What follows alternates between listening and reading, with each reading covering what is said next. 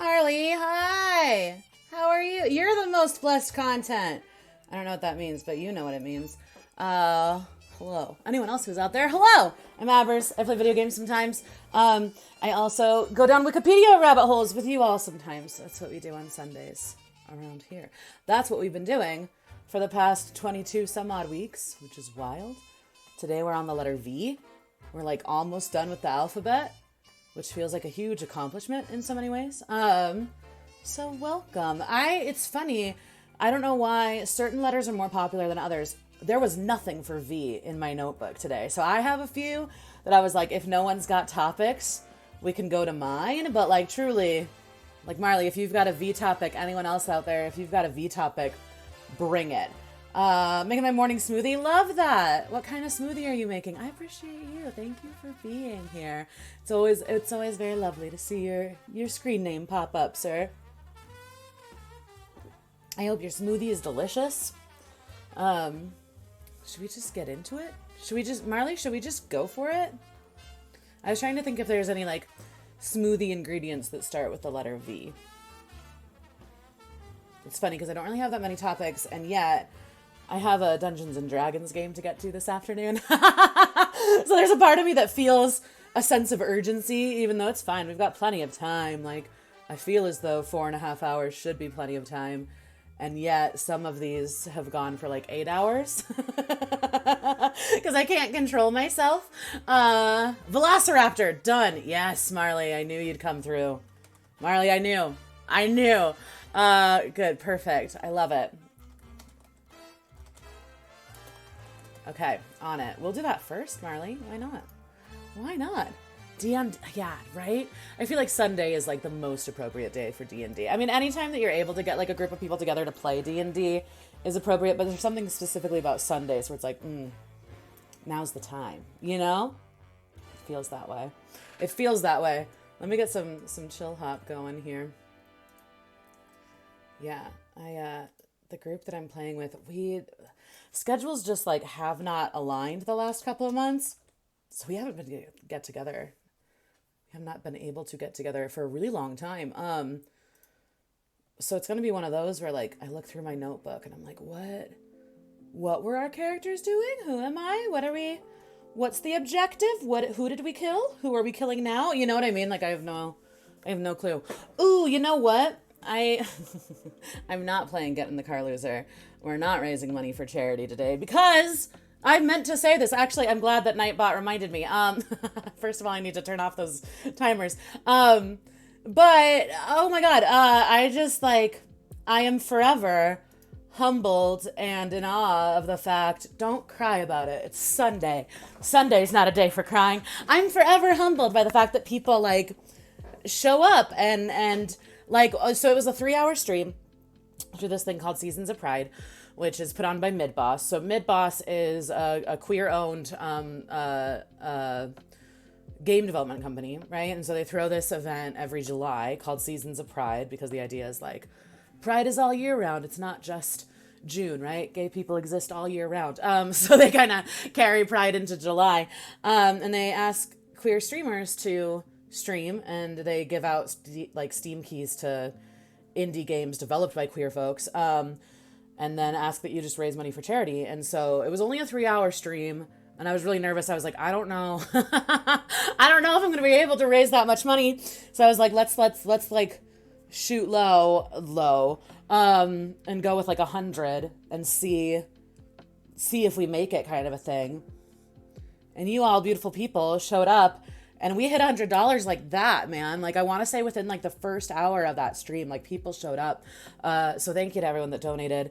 And even if you didn't donate, like, if you just, like, happen to be there, chat or lurk. And even if you didn't, if you happen to be here chatting and lurking at any time, thank you. It means a lot. It's really cool. Like, it's really cool that I got asked to do something like that, first of all. That's wild to me that, like, I'm on people's radar enough that, like, I seem like a viable candidate to like do something like that, right?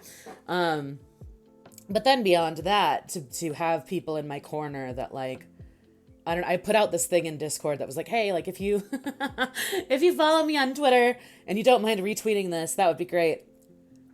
everyone, everyone who follows me on Twitter from here, like the bat signal went out and everyone fucking showed up. And so it's just so cool. I feel, yeah, humbled and honored and grateful. So thank you again to everyone who did that. It's really cool. So yeah, we raised $100 for Trans Lifeline, which is great. Theoretically, the link is still up, even though we reached our goal. So if anyone is feeling the need, I don't have the alerts up. So be forewarned if you do donate, I'm not going to know right away. But we did hit our goal of $100, which is really fucking cool. So thank you again to everyone who partook in that. Partaken. Right? I don't know. Okay, anyway, Wikipedia. Wikipedia time. Let's get into it. I feel like I keep looking at my outfit. I feel like I'm living my, I've entered my, Hunter S. Thompson era with fashion. Not with drugs, necessarily, but with fashion. Ooh, is this going to be one of those where I'm all over the place? Probably. Cheers. All right. V is the 22nd and fifth to last. This is the fifth to last episode of Wikipedia with me. For our first season of Wikipedia with me, which is very exciting. I don't know what second season's going to look like, other than I do feel like I need to restructure it a little bit. We're going to do it. I just got to figure out how to make it how to make it work in a more sustainable way, because the alphabet thing was a really nice way to structure it first time around, but second time around I feel like we need to tweak things a little bit. That said, V, 22nd letter, fifth to last letter in the modern English alphabet, ISO basic Latin alphabet. Its name in English is V, pronounced V, plural V's. And here we have the V cursive, which kind of looks like a U, but I'll take it. I feel like it needs to be more pointy at the end to make it look more like a V and not a U, but who am I to worry about such things? And then the history. Similar to the letter U, I do believe they both started out as birds. Go figure. Actually, you know what's funny? The history of the letter V looks very similar to the history of U, as I recall. Look! U is even in there! Now stop, Wikipedia. We have a bird. We have a needle. We have a wand. We cut off the first half of the wand. And then you have a Y, kinda. And then it's more of a not Y. And then Y for sure. And then U. And then V. That's the history of the letter V. Let's read about velociraptors. All right. Velociraptor, meaning swift seizure. In Latin, is a genus of, oh boy, Dromaeosaurid theropod dinosaur. I think I said that right. That lived approximately 75 to 71 million years ago during the latter part of the Cretaceous period. 2 species are currently recognized, although others have been assigned in the past. The type species is V. mongoliensis. Fossils of this species have been discovered in Mongolia. A second species, V. osmolske, was named in 2008 for skull material from Inner Mongolia, China. Smaller than other dromaeosaurids like Deinonychus. Oh man, we're in it today. Here we go. Here's a Deinonychus. And Ocholobator. I'm doing good. Velociraptor, nevertheless, shared many of the same anatomical features. It was bipedal, feathered carnivore, with a long tail and an enlarged sickle-shaped claw on each hind foot, which is thought to have been used to tackle and tear into prey. Fucking scary. Are these the ones... This might be a silly question. Are these the ones that are really scary in Jurassic Park? Like in the first one? Are these the dinosaurs that... These are, right? These are the ones that chase the girl in the kitchen? Right? And then in the modern ones, these are the ones that Chris Pratt is like, my babies, right? I've seen Jurassic Park. Okay, anyway. Velociraptor can be distinguished from other dromaeosaurids by its long and low skull with an upturned snout. Velociraptor, commonly shortened to Raptor is one of the dinosaur genre most familiar. Here we go. To the general public due to its prominent role in Jurassic Park motion picture series. In real life, however, Velociraptor was roughly the size of a turkey. A turkey-sized dinosaur. A whole lot of species that look like velociraptors, but are a little bit different shapes and sizes. It's how we call all big predatory dinos T-Rexes. That makes sense. That totally makes sense. So it sounds like these ones, at least from what I've read so far, that claw is like a very like distinguishing feature. And then the skull is distinguishing. If you look at it. Which is interesting because this skull kind of, like being longer, almost looks like the like water dinosaur kind of things, like Plesiosaurus a little bit, right? Interesting. Very interesting. I always get raptors too. I get confused because you also have raptors like birds, right?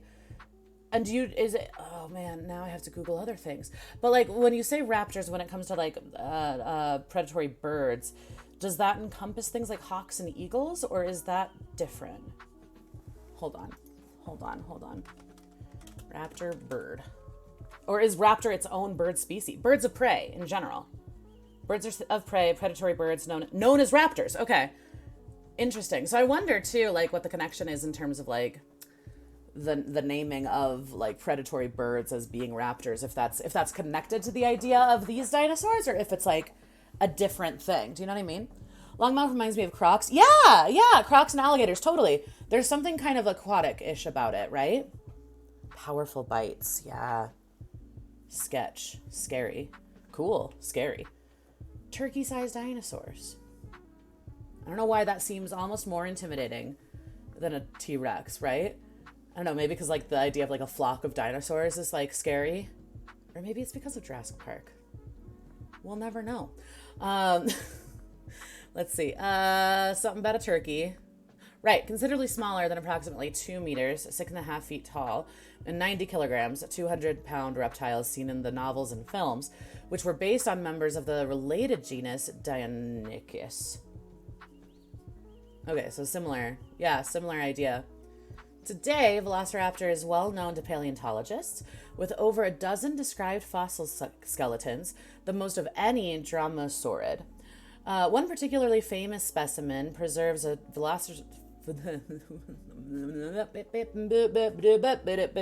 Wow. All right. One particularly famous specimen preserves a velociraptor locked in combat with a protoceratops. There's a protoceratops. Ooh, cool. I never knew. Okay, so triceratops, which makes sense, would be like trihorn, right? Protoceratops, similar, but it's the one with just like a rounded head. I'm learning so much about dinosaurs already.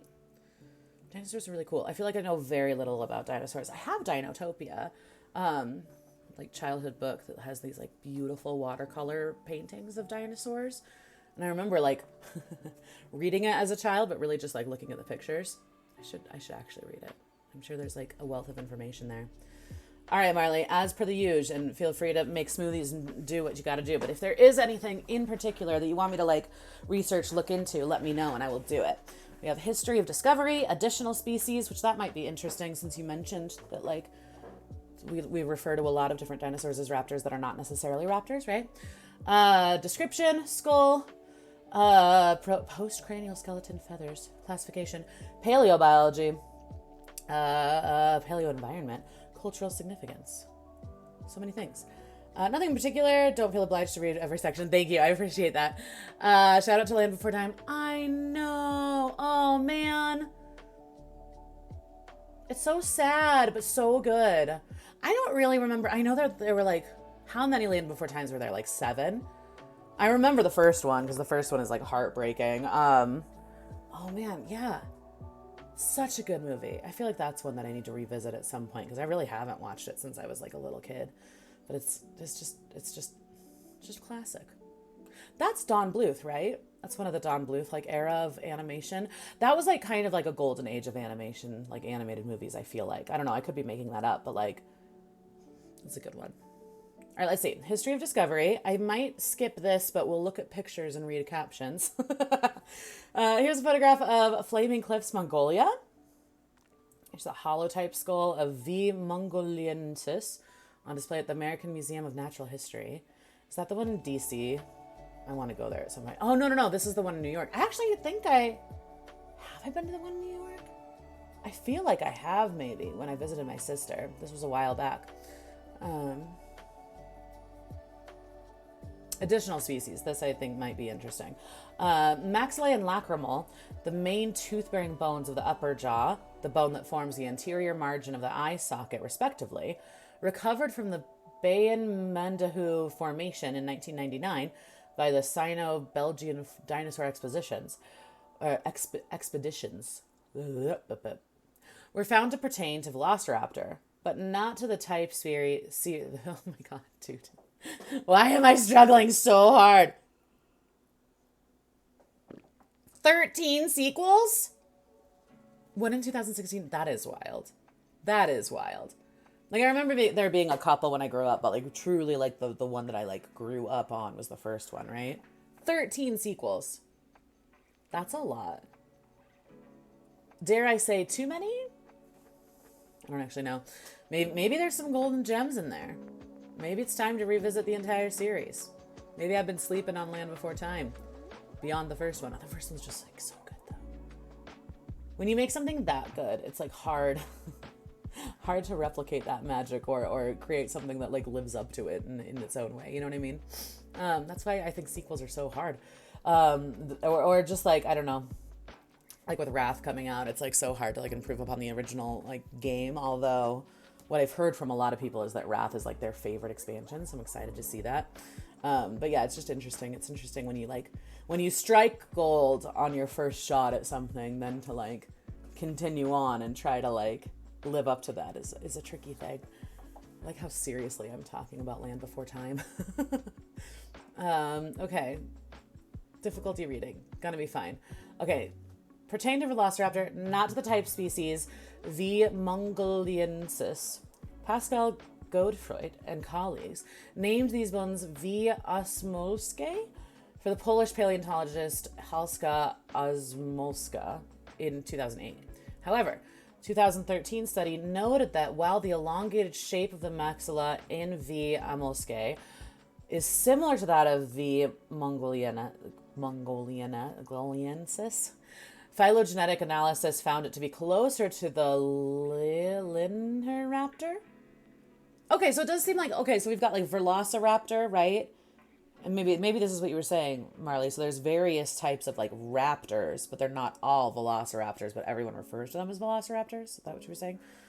Because if you look, yeah, this guy is a little bit different, huh? Interesting. Making the genus paraphyletic. Thus, V. amolske might not have actually belonged to the genus Velociraptor and requires reassessment. Paraphyletic? In taxonomy, a group is paraphyletic if it consists of the group's last common ancestor and most of its descendants, excluding monophyletic subgroups. Let me read that again. A group is paraphyletic if it consists of a group's last common ancestor and most of its descendants. Okay. Paraphyletic, so excluding a few monophyletic. So the group is said to be paraphyletic with respect to the excluded subgroups. In contrast, a monophyletic group includes a common ancestor and all of its descendants. Okay. Interesting. Let's see. Paleontologists Mark A. Norrell and Peter J. Makovicki in 1997 described the new and abundantly preserved specimens of V. mongoliensis, named MPCD 100 out of 985, collected from the Tugrik locality in 1993, and MPCD 100 out of, it's probably not out of, 10986 collection in 1993 from the Chimney Butts locality. Buttes? The team briefly mentioned another specimen, MPCD 182, which by the time of this publication remained undescribed.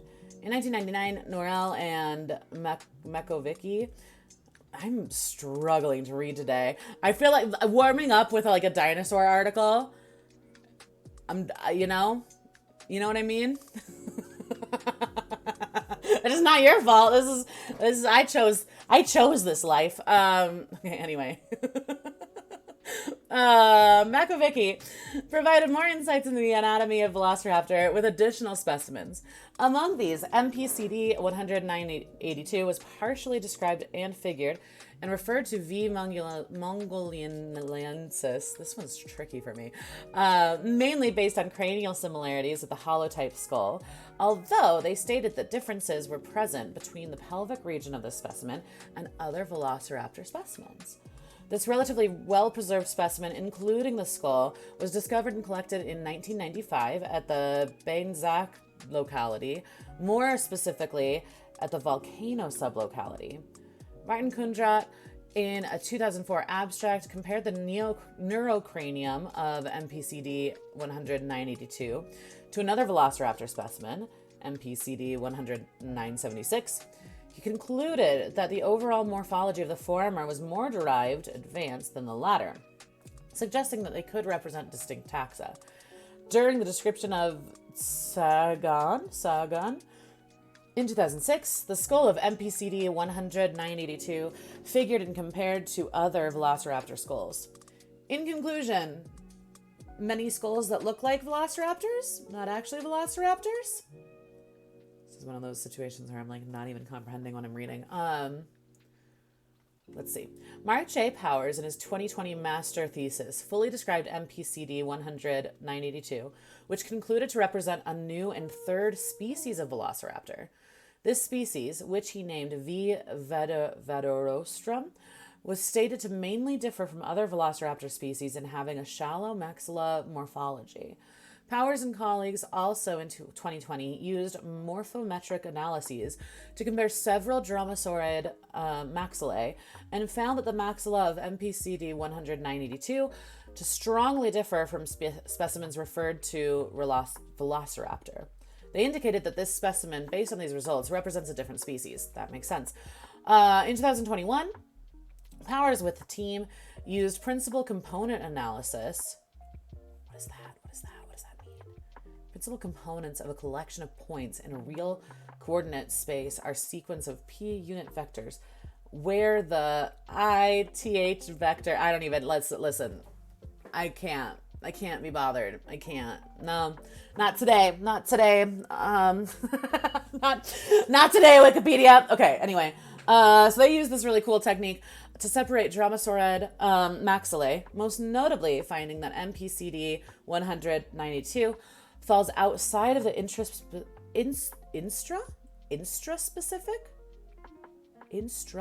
not intraspecific. Okay. Variability of V. mongoliensis, arguing for a distinct species. They considered that both V. mongoliensis and this new species were ecologically separated based on their skull anatomy. The team in another 2021 abstract reinforced again the species level separation, noting that additional differences can be found in the hind limbs. Okay. All right. Look at this picture. I know they said that they were turkey sized, but when you actually have like a visual depiction of what that means. Okay, so here's the thing. Let's get into it. At the apartment complex where I live now, where I moved to, tons of Canadian geese, tons of them. And I moved here in the spring, so it was kind of cool because you got to see like the baby geese that are now like pretty much adult geese for like in terms of like visual, you know. That said, though, geese are scary. And the way in which we now know that birds and reptiles, ancient reptiles like dinosaurs, are like very closely related, right? When you see seeing a picture like this and thinking about the geese, it's like it makes sense. It makes sense that there would be dinosaurs this size, and it makes sense that geese are tiny weird dinosaurs in their own right. You know what I mean? You know what I mean. Okay, so description. Velociraptor was a mid-sized dromosaurid with adults measuring up to 2.07 meters, 6 feet 9.5 inches long, 0.5 meters, 1 foot 7.5 inches high at the hip, and weighing up to 15 kilograms, 33 pounds. They're so small. Though there's a higher estimate of 19.7 kilograms, 43 and a half pounds still though. An even higher estimate suggesting the length of 2.5 meters, 8.2 feet, and a body mass of 25 kilograms, 55 pounds. Still, that's like a, you know, a relatively average sized dog, right? Like in 2019, based on volumetric analysis, the size of the adult specimen of V. mongoliensis was estimated at 2.65 meters, 8.7 feet in length, 72 centimeters, 28 inches in hip height, and 38 kilograms, 84 pounds in body mass. V. Osmolske was estimated at 1.85 meters, 6.1 foot in length, and 50 centimeters, 20 inches in hip height, and 13 kilograms, 29 pounds in body mass. Way smaller than I thought. They're tiny, right? Yeah. In terms of like the way that they were depicted in Jurassic Park, like they're so much smaller than I thought. Wild, right? Very small guys. But also can tear into your flesh. So, you know, small but mighty. Skull. The skull, which grew up to 25 centimeters, 10 inches long, was uniquely upcurved, concave on the upper surface, and convex on the lower. That's interesting. The jaw were lined with 26 to 28 widely spaced teeth on each side, each more strongly serrated on the back edge than the front. That's interesting too, because that also indicates like tearing flesh apart, right? It's like steak knife teeth. Wild. Postcranial skeleton. Velociraptor, like other dromaeosaurids, I hope I'm saying that right, had a large manus hand with 3 strongly curved claws, which were similar in construction and flexibility to the wing bones of modern birds. I'm telling you, Canadian geese are basically dinosaurs. In conclusion, geese are dinosaurs. That's it. The second digit was the longest of the 3 digits present, while the first was the shortest. The structure of the carpal wrist bones prevented pronation of the wrist and forced the hands to be held with the palmar surface facing inward, medially, not downward. That's interesting. The first digit of the foot, as in other theropods, was a small dew claw. However, whereas most theropods had feet with 3 digits contacting the ground, dromaeosaurids like Velociraptor walked only on their 3rd and 4th digits. Interesting. The second digit, for which Velociraptor is most famous, was highly modified and held retracted off the ground. It bore a relatively large sickle-shaped claw, typical of Dromaeosaurid and troodontid dinosaurs? Troodontid. Family of bird-like theropods dinosaurs. Bird-like. I don't know why I'm like, done. Point proven. I don't even know what my point is. This enlarged claw, which could grow over 6.5 centimeters, 2.5 inches long, around its outer edge, was most likely a predatory device used to tear into or restrain struggling prey. As in other dromaeosaurs, Velociraptor tails had long bony projections, presigopophyses, on the upper surfaces of the vertebrae, as well as ossified tendons underneath. The presigopophyses began on the 10th tail, caudal, vertebrae, and extended forward to brace 4 to 10 additional vertebrae, depending on the position in the tail. These were once thought to fully stiffen. These were once thought to fully stiffen the tail, forcing the entire tail to act as a single rod-like unit. However, at least one specimen has preserved a series of intact tail vertebrae curved sideways into an S shape, suggesting that there were considerable more horizontal. Suggesting that there was considerably more horizontal flexibility than once thought. Okay, interesting. I wonder, like, I imagine that a lot of dinosaur tails are there from an evolutionary standpoint to like balance the body, especially like if you're like talking about a bipedal dinosaur that's like walking on 2 feet, right? Because otherwise they would just like tip over maybe. But it's interesting, this idea of like it being like flexible or not and what that indicates in terms of like locomotion, you know? Interesting. Feathers. Look at this little guy. Cute. Look at this cute, weird little dinosaur, huh? Okay, feathers. Fossils of dromaeosaurids, more primitive than velociraptors, are known to have had feathers covering their bodies and fully developed feathered wings. The fact that the ancestors of Velociraptor were feathered and possibly capable of flight had long suggested to paleontologists that Velociraptor bore feathers as well, since even flightless birds today retain most of their feathers. That makes sense. In September 2007, researchers found quill knobs on the forearm of Velociraptor found in Mongolia.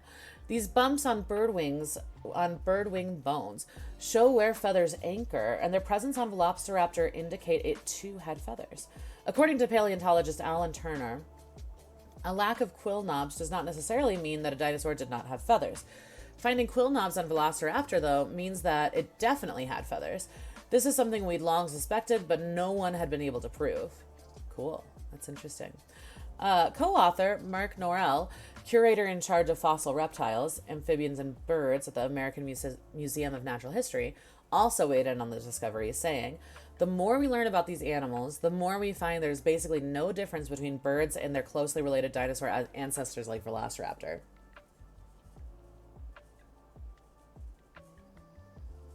In conclusion, Canadian geese are dinosaurs. I will die on this hill.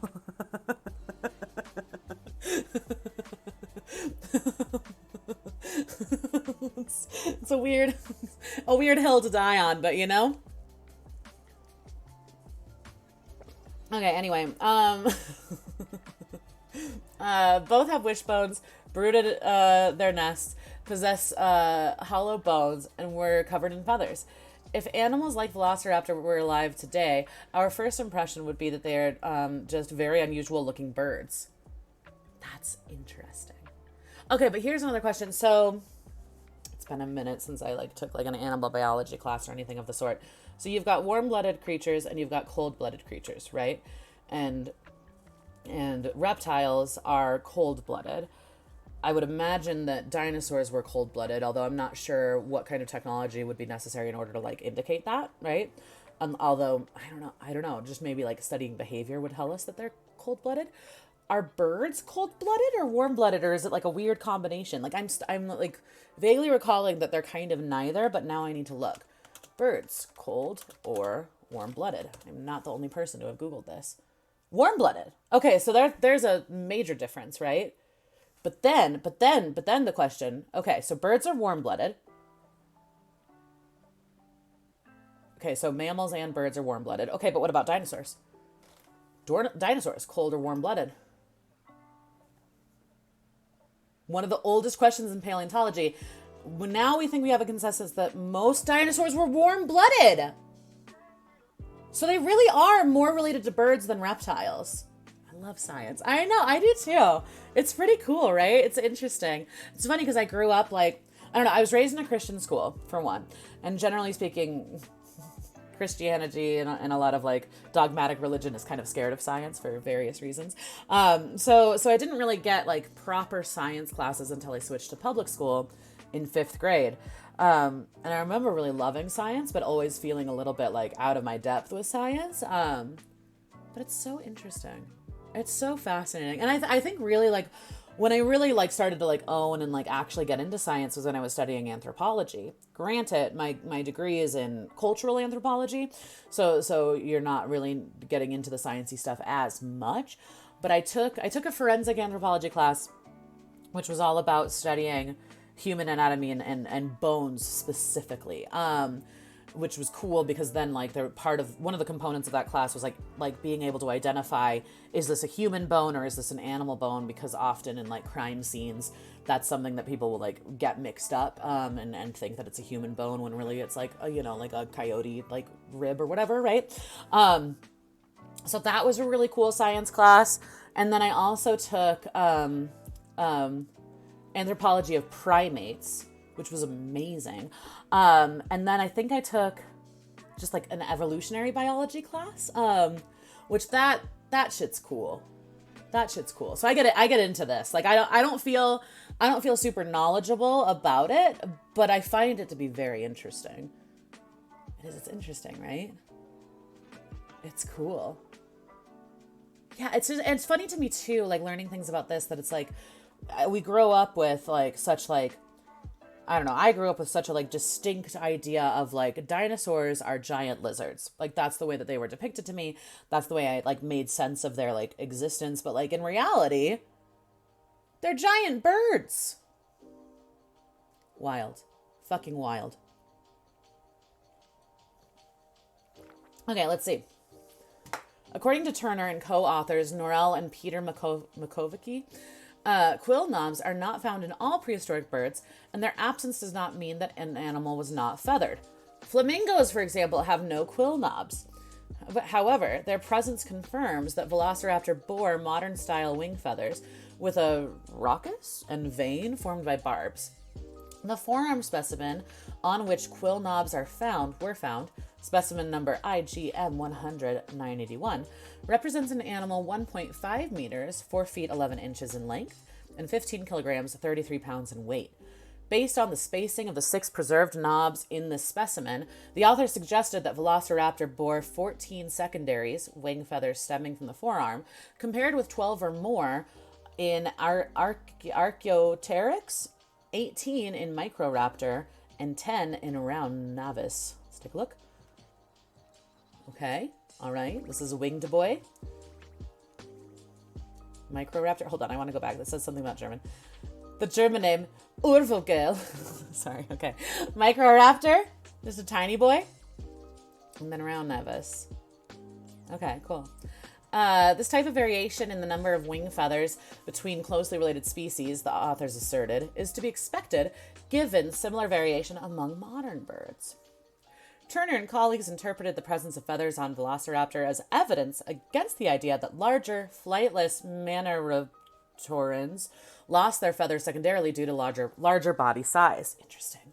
Furthermore, they noted that quill knobs almost never found in flightless birds today, and that their presence in Velociraptor, presumed to have been flightless due to its relatively large size and short forelimbs, is evidence that ancestors of dromaeosaurids could fly, making Velociraptor and other large members of this family secondarily flightless, though it is possible that large wing feathers inferred in the ancestors of Velociraptor had a purpose other than flight.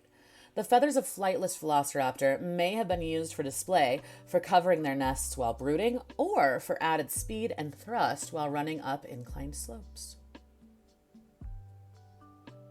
Huh. Cool. That's super interesting. It's interesting to note that there would still be, I don't know, I guess I never thought about it before, because like it's true, it's like pretty obvious that like any observation of a like flightless bird, they would still have feathers, but thinking about like the reason why and why it would be useful, like it's interesting. I'm gonna skip classification because it's gonna be a whole bunch of words that are hard for me to pronounce and I'm gonna make no sense of it. I hope that's okay. But here we have a line diagram of V. mongoliensis, holotype skull, and associated manual ungule. So this is the claw that they were talking about. That's gnarly, dude. But then again, okay, if you look at like bird claws, it's a very similar vibe, right? Interesting. It's interesting reteaching yourself stuff, I guess. Like going back to my point earlier, like when you grow up with such a like solid idea of like this is what dinosaurs are, and then you learn later that's like actually they're giant birds. Like it's really cool, and it's interesting like re-teaching yourself things. Fun. Hi, welcome to V Week. Currently we're reading about velociraptors. This was Marley's topic. We're learning a lot. It's very exciting. How are you? Basically, the conclusion that I've come to is that Canadian geese are just tiny dinosaurs, and dinosaurs are essentially just Canadian geese. Basically. Welcome. We don't have that many topics for V Week. And when I say that many, actually, I didn't have any written down in my notebook. I have a few that I just like thought would be cool, but like by all means, if you've got a V topic, let me know. It's good to see you. I hope you're having a wonderful Sunday. Okay, so here we have, look at this drawing. Hold on a sec. Look at this guy. Fucking wild. They are just weird birds. Look, okay, hold on a second. Enhance. Can we enhance this way though? Does that not look like a Canadian goose? I don't know. Again, I don't know why this is the hill I've chosen to die on today, but this is the hill I've chosen to die on today. Like it looks like a giant Canadian goose. I'm just saying. I will stop saying it. I don't know why I'm obsessed with it, but like, okay, I think I do know why. Because geese are fucking scary, right? And I think that, like, I don't know, there's something kind of jokey about like being scared of birds, and you've got like Alfred Hitchcock, the birds, and so there's like something like, I don't know, something to that, right? This idea of like being afraid of birds, but like it makes sense. They're kind of scary. Let's see. One of my favorites was Deinonychus, which is another big claw boy. I think they mentioned it. Favorite dinosaur as a kid. I think they mentioned it. Hold on.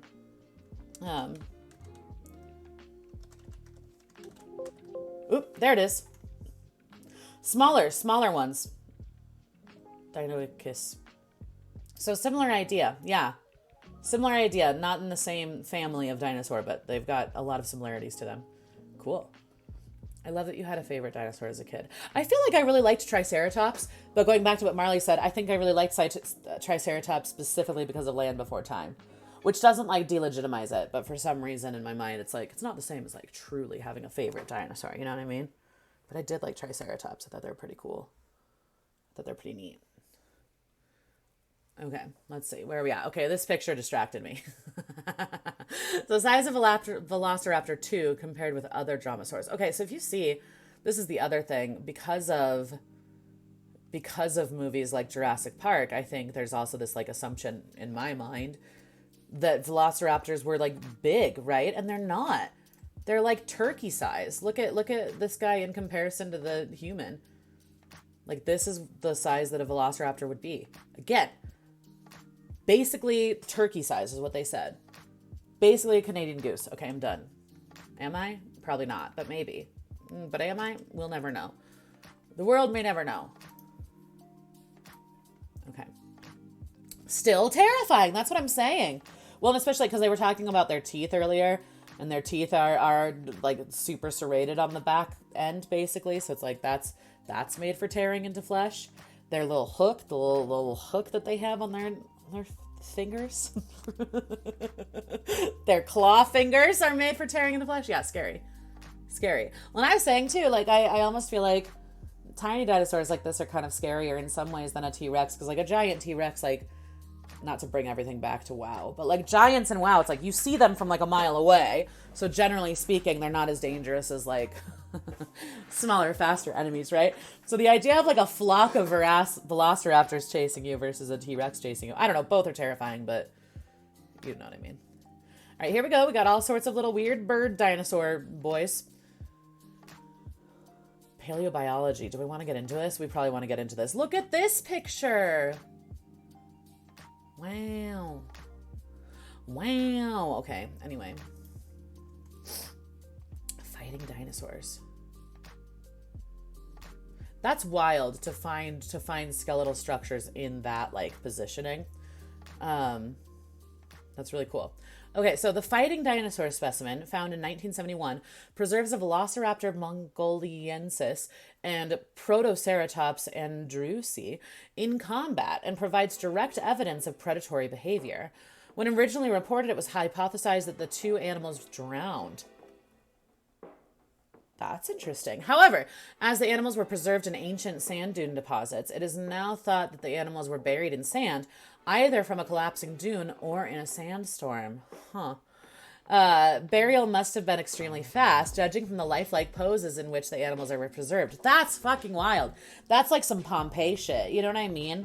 Like in Pompeii, so many things were like so beautifully preserved, and it's like horrific to know like why, because their death was like so quick. But that's wild. That's wild for them to have been preserved in this positioning. That's like, man, whoever found this, that must have been like a very exciting day. Let's see. Can't say very long today. Timothy's birthday. Oh, happy birthday, Timothy. Yeah, no, go do your mom thing. Fun. Tell Timothy happy birthday for me, or just tell him happy birthday in general. Thank you for popping by. It's good to see you. I'll have to end it a little bit early today anyway because I've got a Dungeons and Dragons game to go to. Thank you for popping by. I really appreciate that. I hope Timothy has a wonderful birthday. It's always so good to see you. Let's see. Where are we at? Yeah, this is fucking wild to me. Okay. So burial must have been extremely fast, judging from the lifelike poses in which the animals were preserved. Parts of the protoceratops are missing, which has been seen as evidence of scavenging by other animals. Interesting. Comparisons between the scleral rings of Velociraptor. The fuck is this? Scleral rings. Oh, okay, the ring bones in the eyes. Okay, cool. A Velociraptor, Protoceratops, and modern birds and reptiles indicates that Velociraptor may have been nocturnal, while Protoceratops may have been cathermal, active throughout the day in short intervals, suggesting that fight may have occurred at twilight or during low light conditions. Interesting. The distinctive claw on the second digit of dromaeosaurids has traditionally been depicted as a slashing weapon. Its assumed use being to cut and disembowel prey. Yikes. In the fighting dinosaur specimen, the Velociraptor lies underneath, with one of its sickle claws apparently embedded in the throat of its prey. Fucking brutal, man. While the beak of Protoceratops is clamped down upon the right forelimb of its attacker.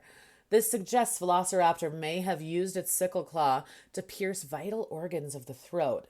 Oh my god! Such as the jugular vein, carotid artery, or trachea windpipe, rather than slashing the abdomen. Gives a whole new visual depiction to the idea of going for the jugular, no? That's so intense. The inside edge of the claw was rounded and not unusually sharp, which may have precluded any sort of cutting or slashing action. Interesting. Although only the bony core of the claw is preserved. The thick abdominal wall of skin and muscle of large prey species would have been difficult to slash without a specialized cutting surface. Interesting. The slashing hypothesis was tested during a 2005 BBC documentary, The Truth About Killer Dinosaurs. The producers of the program created an artificial velociraptor leg with sickle claw and used a pork belly to simulate the dinosaur's prey. Though the sickle claw did penetrate the abdominal wall, it was unable to tear it open, indicating that the claw was not used to disembowel prey. Okay, huh. Remains of Deinonychus. We're gonna go with it. A closely related dromaeosaurid have commonly been found in aggregations of several individuals. Deinonychus has also been found in association with a large ornithopod. Struggling. Tennotosaurus. Let's see. Oh, big boy. Medium to large size, but still compared to what we're talking about. Which has been cited as evidence of cooperative pack hunting. However, the only solid evidence for social behavior of any kind among dromaeosaurids comes from the Chinese trackway, which shows 6 individuals of a large species moving as a group. Although many isolated fossils of Velociraptor have been found in Mongolia, none were closely associated with other individuals. Therefore, while Velociraptor is commonly depicted as a pack hunter, as in Jurassic Park, there's only limited fossil evidence to support this theory for dromaeosaurids in general, and none specific to the Velociraptor itself. Dromaeosaur footprints in China suggest that few other raptor genera may have hunted in packs, but there have been no conclusive examples of pack behavior found. In 2011, Denver Fowler and colleagues suggested a new method by which dromaeosaurs like Velociraptor and similar dromaeosaurs may have captured and restrained prey. This model, known as the Raptor Prey Restraint, RPR, model of predation, proposes that dromaeosaurs killed their prey in a manner very similar to extant accipitrid birds of prey. What is this? Accipitridae, one of the 3 families within the order of the accipitriforms. Family of small to large birds with strongly hooked bills. Okay, interesting. By leaping onto the quarry, pinning it under their body weight, and gripping it tightly with the large sickle-shaped claws. These researchers propose that, like accipitrids, which is why... Okay, so this helps answer my earlier question. I would think that this is probably why we have Velociraptor, and then when we talk about birds of prey, the word raptor, right? But anyway, so like accipitrids, the dromaeosaur would then begin to feed on the animal while it was still alive. Oh, God. And prey death would eventually result from blood loss and organ failure. This proposal is based primarily on comparisons between the morphology and proportions of the feet and legs of dromaeosaurs to several groups of extant birds of prey with known predatory behaviors. Interesting. So here we've got a picture of V. mongoliensis restraining an oviraptorosaur with sickle claws. Oviraptorosaur. Oh, this little guy. Is that Ducky? Interesting. They have parrot-like skulls. Fucking wild. Fowler found that the feet and legs of dromaeosaurs most closely resemble those of eagles and hawks, especially in terms of having an enlarged second claw and similar range of grasping motion. The short metatarsus and foot strength, however, would have been more similar to that of owls.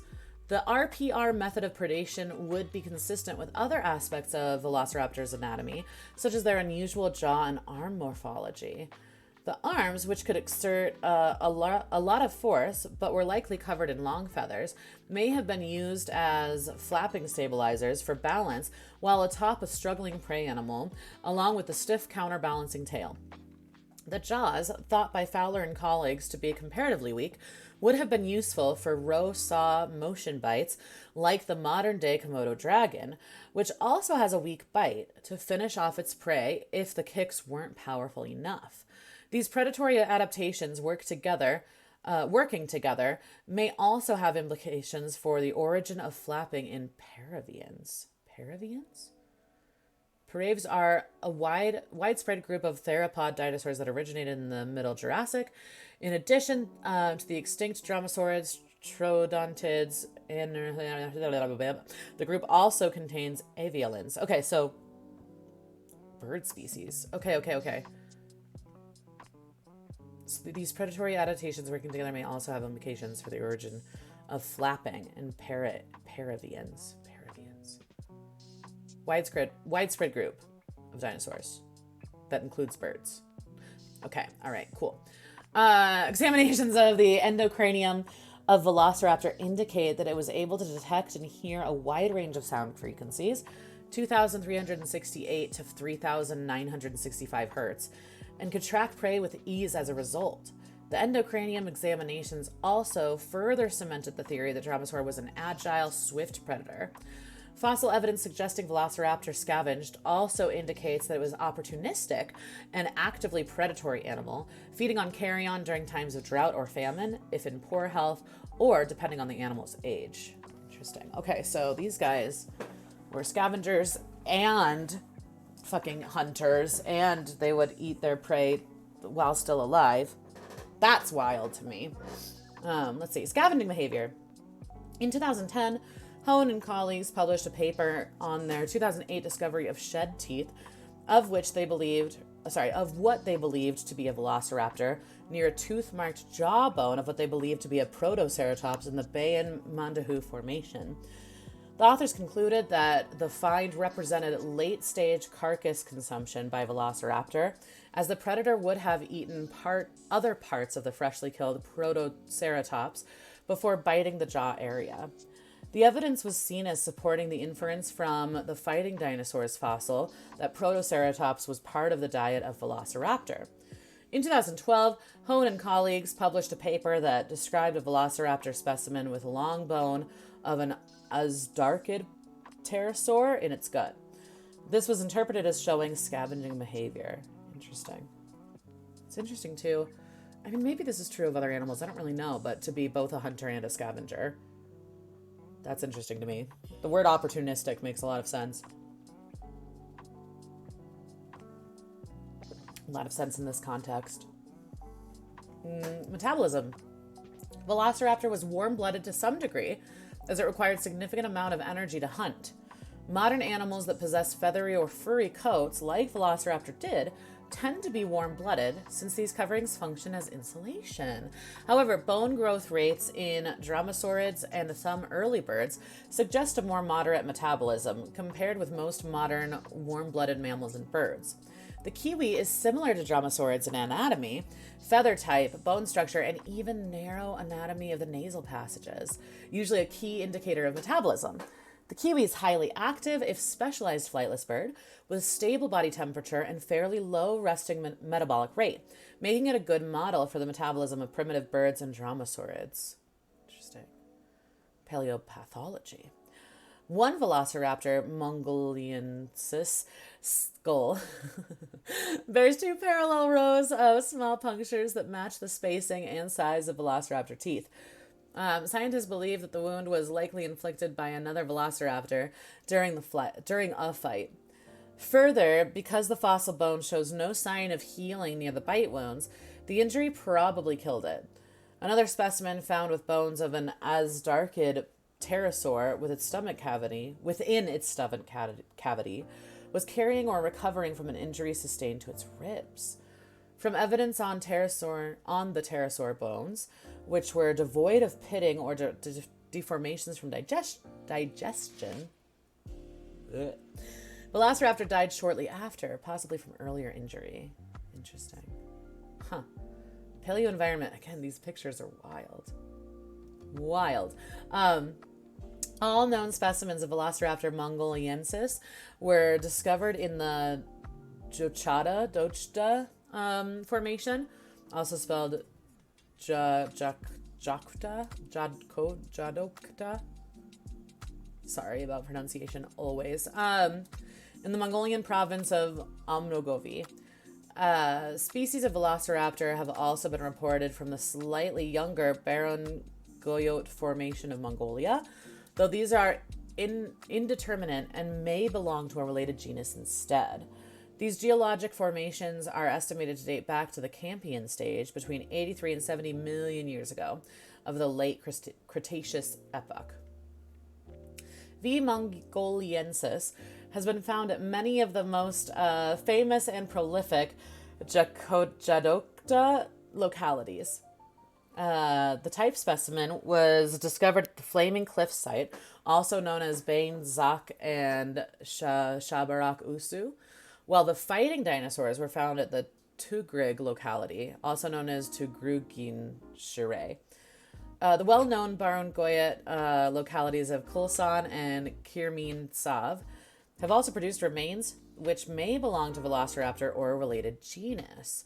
Teeth and partial remains attributed to juvenile V. mongoliensis have also been reported from the Bayan Mandahu Formation, a prolific site in Inner Mongolia, China, that is contemporaneous with the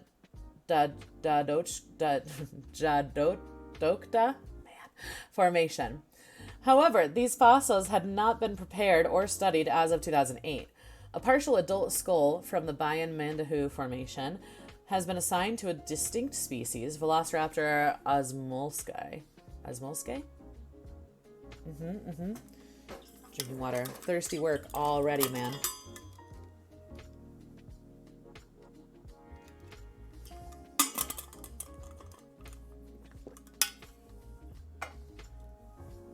All of the fossil sites that have yielded Velociraptor remains preserve an arid environment with fields of sand dunes and only intermittent streams. Interesting. Although the younger Barungoyet environment seems to have been slightly wetter than older Jadokta. Hey, there we go. The posture of some complete fossils, as well as the mode of preservation, most show within structureless sandstone deposits, may show that a number of specimens were buried alive during sandstorm events common to three environments. That makes sense. That makes a lot of sense. Many of the same genre were present across these formations, though they varied at the species level. For example, Jadokta was inhabited by Velociraptor mongoliensis, Protoceratops andrewsi, and Pinocosaurus grangeri, while the Bayan Mandahu was home to the Velociraptor molsky, Protoceratops helenicorinus, and Pinocosaurus mephistocephalus. These differences in the species composition may be due a barrier separating the two formations, which are relatively close to each other geographically. However, given the lack of any known barrier, which would cause the specific faunal compositions found in these areas, it is more likely that those differences indicate a slight time difference. Other dinosaurs known from the same locality as V. mongoliensis include the troodontid sauroenthyoids mongoliensis, the oviraptor philoceteratops, go with it, and the dromosaurid Mahakala omnogove. V. osmolske lived alongside the ceratopsian species Magnerodotris Dodzani,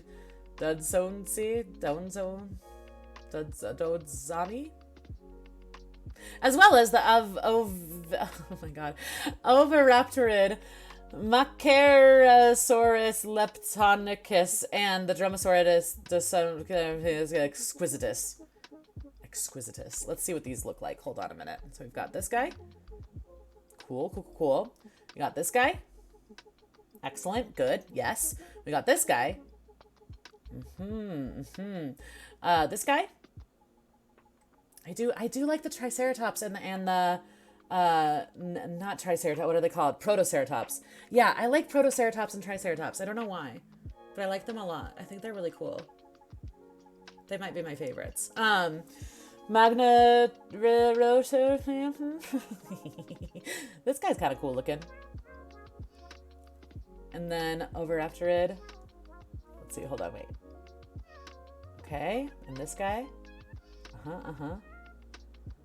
Also, when we look at like rhinoceroses from today, I wonder how closely related they are to, like pachyderms in general. I wonder how closely related they are to dinosaurs.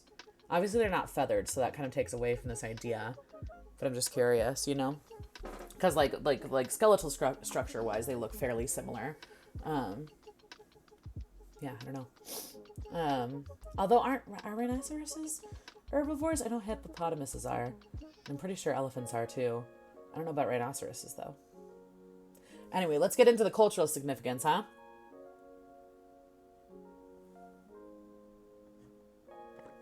Okay. Velociraptor is commonly perceived as vicious, cunning killer thanks to their portrayal in the 1990 novel Jurassic Park by Michael Crichton? I think it's Crichton. And his 1993 film adaptation directed by Steven Spielberg. These raptors, portrayed in Jurassic Park, were actually modeled after the closely related Dromaeosaurid, Deinonychus. This is the one that Fun really likes. Okay, interesting. Paleontologists in both the novel and the film excavate a skeleton in Montana, far from the Central Asian range of Velociraptor, but characteristics of Deinonychus range. Interesting. Crichton met with the discoverer of Deinonychus, John Ostrom, several times at Yale University to discuss details of the animal's possible range of behaviors and appearance. Crichton at one point apologetically told Ostrom that he had decided to use the name Velociraptor in place of Deinonychus because the former name was more dramatic. More dramatic, easier to pronounce if you're coming from an English-speaking background, I think, right? So I can see that. I can see why. Just, you know, has a better roll off the tongue feel. According to Ostrom, Crichton stated that the Velociraptor of the novel was based on Deinonychus in almost every detail, and that only the name had been changed. The Jurassic Park filmmakers also requested all of Ostrom's published papers on Deinonychus during production. They portrayed the animals with the size, proportions, and snout shape of Deinonychus rather than the Velociraptor. This is why it's so shocking to find out the Velociraptor is so small, is because they actually based it on Deinonychus and not on Velociraptors, which is cool to know. And it's interesting. It's interesting too, like seemingly like innocuous decisions like this within media portrayals of things, how that like shapes a misinterpretation or a misunderstanding of something that is actually real, right? So the idea that's like, oh, we'll just name it a Velociraptor because it sounds more dramatic. What that did in terms of cultural impact is it taught a generation something wrong about dinosaurs, right? It's interesting. We'll say the trailer for the new Jurassic Park where dinos actually out in the wild living among normal animals seems interesting. You know, I haven't actually seen the trailer for it. I know that, like, I know some people that have seen it. My friend T. Miller has seen it. I think Spatty saw it too. The last one that I saw was the first of the, like, new trilogy. So the first one with Chris Pratt and company. I can't remember anyone else from Bryce Dallas Howard is in it, right? But otherwise, I'm behind on my Jurassic Parks. And honestly, from the originals, I think I've definitely seen the first one. Maybe I saw the second one too. Maybe I saw the second one because it has Jeff Goldblum in it. The third one, which I don't remember his name, but I don't think I've seen that one. What is the name of that guy? Oh God, it's gonna break my brain. He's been in a bunch of movies with, like, Will Ferrell. I want to say it's Vince something, but I don't think that's right. Who am I thinking of? Now I have to Google it. So, like, I definitely have seen the first one. I maybe saw the second one. I do not think I've seen the third one. John C. Reilly. Oh, man, I wish. Man, if the third Jurassic Park had John C. Reilly in it, 100%. Vince Vaughn. There, I didn't even have to look it up. I think Vince Vaughn is in the third one. No? Maybe I should look it up. And I've never actually seen it.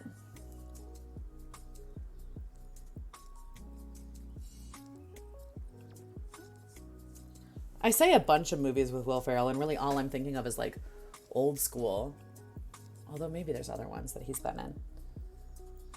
Yeah, Lost World Jurassic Park, yeah. I think he's in it. Yeah. So I haven't seen it, but I knew of it. Man, Jurassic Park with John C. Reilly would be like that'd be a whole other thing, wouldn't it? That would be amazing. Oh, side note, I feel as though I've permanently injured my right shoulder, and I think I should probably see a doctor about it, but I also don't know what they would say other than, like, yeah, you fucked up your shoulder, give us money. Do you know what I mean? Just random side note. It's one of those that, like, I keep thinking it'll just get better with time, and it doesn't, and it hurts, and I don't know what to do about it, other than probably go see a doctor. Random side note.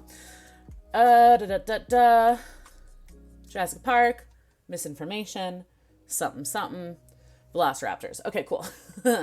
Production on Jurassic Park began before the discovery of the large dromasaurid Utah raptor was made public in 1991. But as Jody Duncan wrote about this discovery, later, after we had designed and built the raptor, there was a discovery of a raptor skeleton in Utah, which they labeled Super Slasher. They had uncovered the largest velociraptor to date, and it measured 5.5 feet tall, just like ours. So we designed it, built it, and then they discovered it. That still boggles my mind. That's wild. Okay, hold on. I need to reread that. Utah raptor. This guy. Interesting. Okay. Huh. So 5.5 feet tall. That is wild. Spielberg was particularly pleased with the discovery of Utah raptor because of the boost it gave to velociraptors in his film. Spielberg was briefly considered for the naming of the new dinosaur. That would be funny. In reality, Velociraptor, like many other Menaraptoran theropods, was covered in feathers, a characteristic deliberately ignored by Jurassic World sequel trilogy for the sake of continuity with the previous films. That's interesting, too. Yeah, Jurassic World. I've only seen the first one. Not that I'm opposed to seeing the second and third one, but meh. There we go. Velociraptors. Marley, thank you for the topic. It's very exciting. I think we'll move on from here to the color Viridian. And the reason is because of Viridian Space Fox, who is a beautiful, wonderful streamer who hangs out here quite often. And if you don't know her, you should go hang out with her. She's fantastic. That's right. On Saturday, yesterday, I think she was streaming Animal Crossing. But her name is named after her favorite color, Viridian. So I wanted to read about it. Viridian is a blue-green pigment, a hydrated chromium oxide of medium saturation and relatively dark in value. It is composed of a majority of green, followed by blue. Specifically, it is a shade of spring green, which places the color between green and teal on the color wheel, or in paint, tertiary blue-green color. Viridian takes its name from the Latin viridis, meaning green. The first recorded use of viridian as a color name in English was the 1860s. Exact year uncertain. Interesting. Huh. Paolo Veronese green? Sure.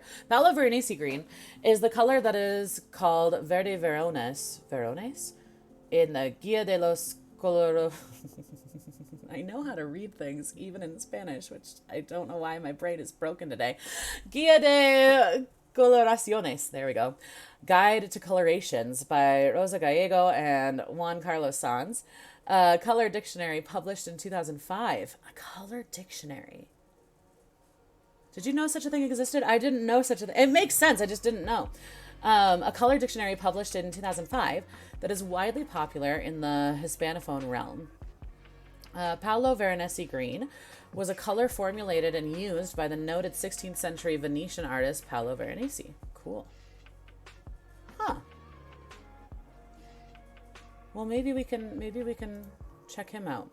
Paolo Veronese green began to be used as a color name in English sometime in the 1800s. Exact year uncertain. Another name for this color is transparent oxide of chromium. Here we go, viridian green. Cool. So up here, it's a little bit more mellow of a color. So here's Paolo Veronese green. Obviously, this totally depends on your monitor setup in terms of like brightness and whatnot, but it gives you like a decent idea. Here we have viridian green. Interesting. Okay, so viridian green, at its right displayed the color viridian green. The source of this color is the Pantone Textile Paper Extended TPX color list.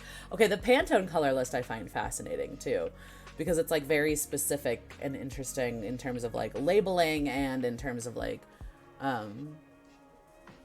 labeling and depiction and understanding of colors and like the nuances and variation in colors. Color theory is really cool. I wish I knew. I would like to learn more about color theory because I find it fascinating. So here we have viridian green. Generic viridian. Generic viridian is the color that is called viridian inspecifico in the Guia de Coloraciones, Guide to Colorations by Rosa Gallego and Juan Carlos Sanz. Color dictionary published in 2005. That's, again, wild to me. Wild to me that that's a thing that exists. But here we go. Yeah, and they have like color coordinates, right? So this is like where my mind goes initially is like for mixing paint, but just in general, like understanding like how to mix different pigments together in order to get this specific precise color is just like so cool and so weird and so interesting. And then you talk about too like our perception of color versus what we label color, right? Like not to get into like a whole thing, but why not? We're here. Like various languages have different names for colors, obviously. And certain colors have a distinction and other ones don't, right? Like for some reason in English, we call the color pink. We don't call it light red, yeah? But we don't have a specific name for light blue. We just call it light blue, right? But light blue is essentially to blue as pink is to red. So it's like, why is that? You know what I mean? I heard that the word orange, in terms of it being the fruit and the color, I don't know that this is true, but I've heard that it's related to the idea of that fruit being so exotic that the color orange wasn't necessarily this like, I don't know, common occurrence. I don't know. Now I feel the need to fact check myself. Okay, hold on. Color orange versus the fruit. Let's see. Okay, will they tell us? Which came first, the fruit or the color? The fruit came first. There it is. The English word orange has been made quite a journey to get here. The fruit originally came from China. Interesting. Okay. And so the German word Apfelsein and the Dutch word Sinaasappel.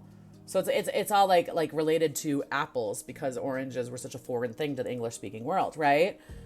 So the citrus got its name first, and then we take the name of the citrus to use it for the color, which I just find fascinating. Anyway, okay, Spanish viridian. Oh, I like this one. Spanish viridian is the color that is called viridian specifico in the Guide to Colorations. It's interesting. Pop culture rather. So viridian is a quaternary color on the RYB color wheel. So you have green, and then you have teal, and then you have viridian. Interesting. That green doesn't feel like a pure green to me. So what do I know? What do I know, you know? Although viridian is a less used color name in English, it is used in a number of cultural references, probably because it is derived from viridis, the Latin word for green. So using the word viridian sounds more elegant than simply referring to the Old English word green. Automobiles. The Viridian Jewel was the winning color name for Chevrolet's Volt paint color naming contest. Okay, but that one's not viridian colored. Broadcasting. Viridian was the signature color of BBC Two's Identity from 1991 to 2001. Oh, okay. Okay, all right, okay. Television. Viridian was the name of the Orion starship in Star Trek Discovery. That's cool. Environmental design. The Viridian design movement is a popular design movement based on bright green environmentalism philosophy. Film. Viridian is mentioned by Otho when discussing remodeling in the 1988 film Beetlejuice. Did not know that. Beetlejuice is one I didn't really grow up on. I don't think we were allowed to watch it as kids. When I was watching it as an adult, I was like, I can kind of see why. I can kind of see why. There are certain things we weren't allowed to watch as kids that I'm like, looking back, I'm like, weird choice, mom and dad. And then there's other things that I'm like, yeah, no, I get it. On some level, I get it. Let's see. Music. Viridian is the 7th song on Between the Buried and Me's Colors. Viridian Interlude is the 16th track on Bethel's music Without Words, Synesthesia. Interesting. Cool. Viridian is the name of the 9th studio album by rock band Kloster Color, whose releases are usually named after colors. Literature. In the space opera series Dread Empire's Fall, the American author Walter John Williams, the first mention of Viridian is in the initial book of the series. The praxis for both the sky color of the Shah Empire, capital word Zen Shah, as well as the color of the uniforms of their fleet. Cool. Video games. Oh, Viridian City. I didn't even think about that. Okay, so in the Pokemon franchise, in the Kanto region, Viridian City is the first town one encounters after leaving Pallet Town via Route 1, and also home to the final gym. I'm on the road to Viridian City. I don't know why I didn't make that connection before with Viridian's name. That's funny. In VVVVVVV. What the fuck? Puzzle platform game. Yep, we're gonna read about that. The player character is Captain Viridian, who is a light blue-green color. All characters have names referencing their color and starting with the letter V. In Knights of the Old Republic 2, the player character can find and use a Viridian lightsaber crystal. That's cool. In League of Legends, the champion Kayle has a Viridian costume that is green with black wings. In Phoenix Wright, Ace Attorney, Trials and Tribulations, there's a running joke about the color started by the character Larry Butts. In the Steam game, Aviary Attorney. It's like Harvey Birdman, Attorney at Law, but Aviary Attorney. It's interesting. Anyway, Viridian Killer is responsible for murders in France during the 1830s. And now we know. Now we know more about Viridian. Let's move on. Let's read about this artist that they had mentioned. I'm curious. Paolo Veronese. I want to say Veronese. Yeah, Veronese. Okay, cool. Paolo Cagliari, also known as Paolo Veronese, was an Italian Renaissance painter based in Venice. Oh my God, I didn't even think about Venice as a... Now I'm finding all the V words. How does that work? All of a sudden, all of the V words are coming up. Okay, let's see. Known for extremely large history paintings of religion and mythology, such as The Wedding at Cana. Let's take a look. I do enjoy art history a lot. 1563, The Feast in the House of Levi, or Levi perhaps. 1573, included with Titian. A generation older, and Tintoretto. Okay. A decade senior, Veronese is one of the great trio that dominated Venetian painting of the Cinquecento, so the 5th century, right? Or sorry, 15th century, I think. 16th century. I'm close enough. Fuck it. 1500s. The late Renaissance and the 16th century. Boom. Known as the supreme colorist, after an early period with Mannerism, Paolo Veronese developed a naturalist style of painting influenced by, God, is it Titian? Now I have to know. Venetian. Titian. Probably. Titian. Moving on. His most famous works are elaborate narrative cycles, executed in a dramatic and colorful style, full of majestic architectural settings and glittering pageantry. His large paintings of biblical feasts, crowded with figures, are crowded.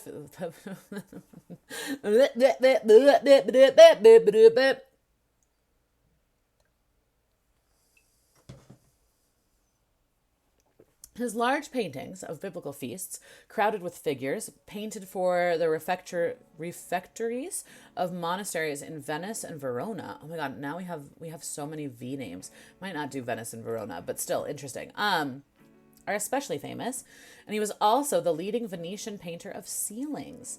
Most of these works remain in situ, or at least in Venice, and his representation in most museums is mainly composed of smaller works, such as portraits that do not always show him at his best or most typical. Okay, so giant paintings was this guy's thing. He has always been appreciated for the chromatic brilliance of his palette, the splendor and sensibility of his brushwork, the aristocratic elegance of his figures, and the magnificence of his spectacle. But his work has been felt not only to permit expression of the profound, the human, or the sublime, and of the great trio, he has often been least appreciated by modern criticism. Interesting. Nonetheless, many of the great artists may be counted among his admirers, including Rubens, Watteau, Tiepolo, Delacroix, and Renoir. This painting is The Family of Darius before Alexander, 1565 to 1570. Yeah, the detail. Renaissance paintings are wild to me just because like the level of detail is just beyond my comprehension, honestly. What I might do is just skip ahead to see if they have a gallery, although we could just kind of look at what they've got. This is the Deposition of Christ, 1547. The Conversion of Mary Magdalene. Yeah, they're all super religious, right? 1548. Saint Mark, San Sebastiano, 1556 to 57.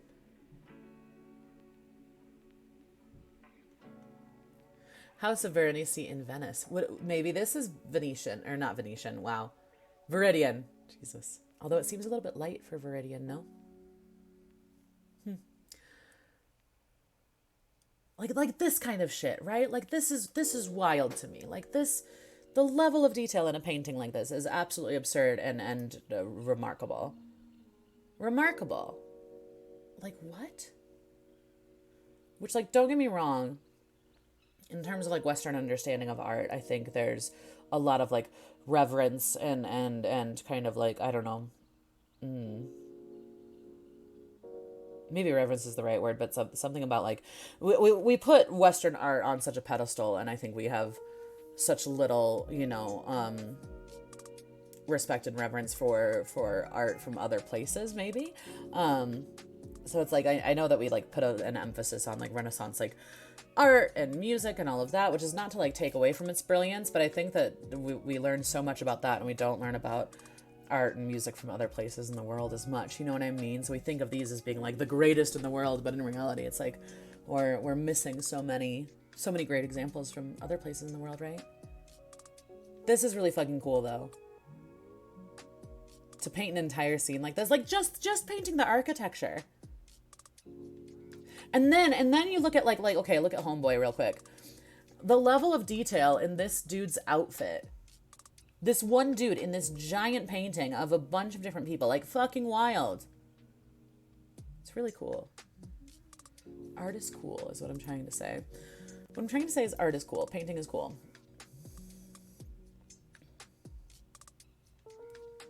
is the feast in the house of Levi. 1573. Oh man, this one's wild. Perseus and Andromeda. Wow, look at this one. Hold on. Look at this monster.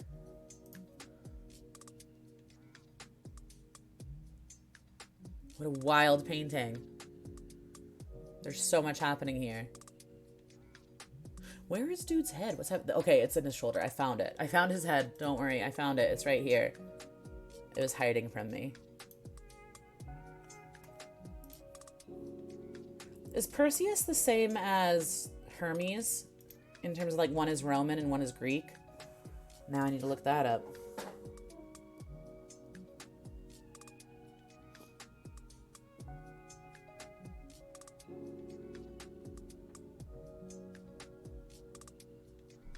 Okay, no, they're both Greek. Perseus is a demon slayer. The only reason I ask is because of the wings on his shoes. Hold on, can you all even see? You probably can't. But he's got wings on his shoes. Got flying feet.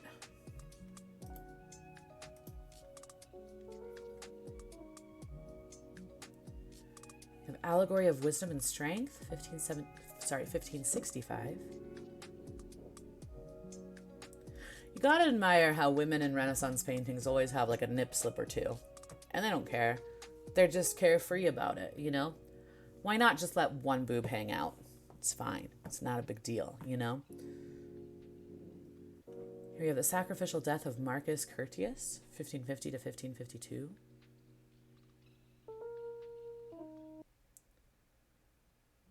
Wow, this is really cool. Juno showering gifts on Venetia, 1554 to 1556. I wonder if we could look at that one in a way that's a little bit... Because of the shape of it, it's hard to, like, look at and get all the detail.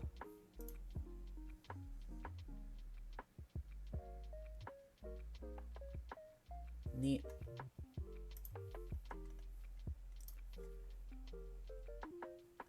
Saturn, Time, and Historia. Villa Barbaro.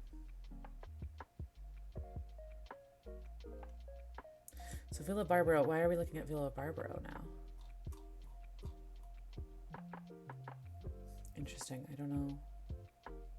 Hold on.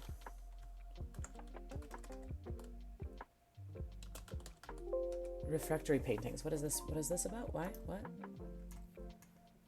Commissioned to paint. So 1556, Veronese was commissioned to paint the first of his monumental banquet series. Okay.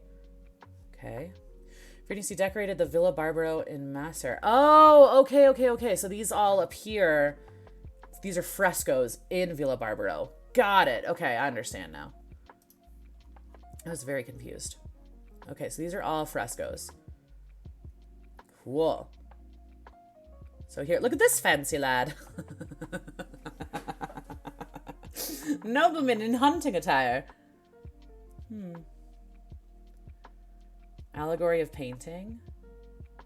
1560s. Saint Jerome in the desert.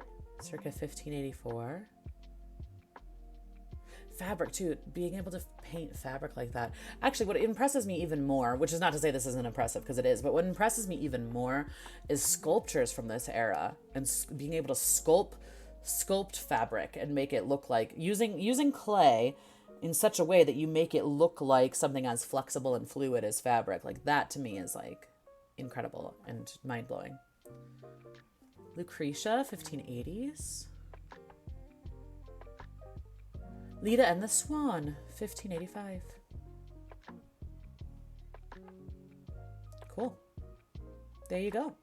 Paolo Veronese. And now we know. All right, we're going to read about VV. And then we'll get into another one of my topics, which I'm very excited to read about. I'm going to read about Venus flytraps in a minute here. But first, V. 6 V's. V. Okay, I love puzzle platformers. This is part of why I was like, we need to read about this because I don't know this game and maybe I should play it. VVV is a 2010 puzzle platform game created by Terry Kavanagh. In the game, the player controls Captain Viridian, who must rescue their space crew after a teleporter malfunction caused them to be separated in the dimension VVV. The gameplay is characterized by the inability of the player to jump, instead opting on controlling the direction of gravity, causing the player to fall upwards or downwards. The game consists of more than 400 individual rooms, also supports the creation of user-created levels. The game was built in Adobe Flash. Okay, cool.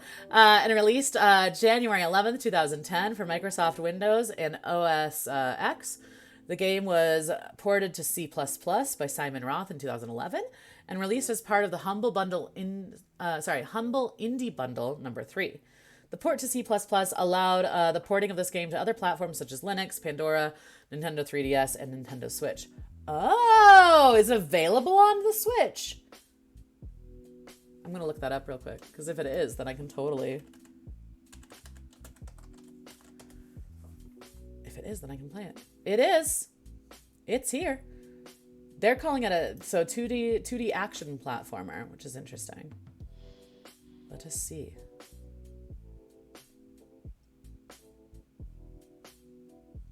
Oh man, the character is really cute.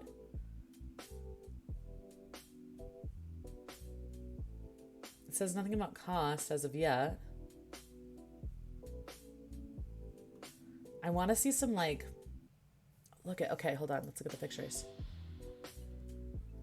Okay, all right. This looks very cute.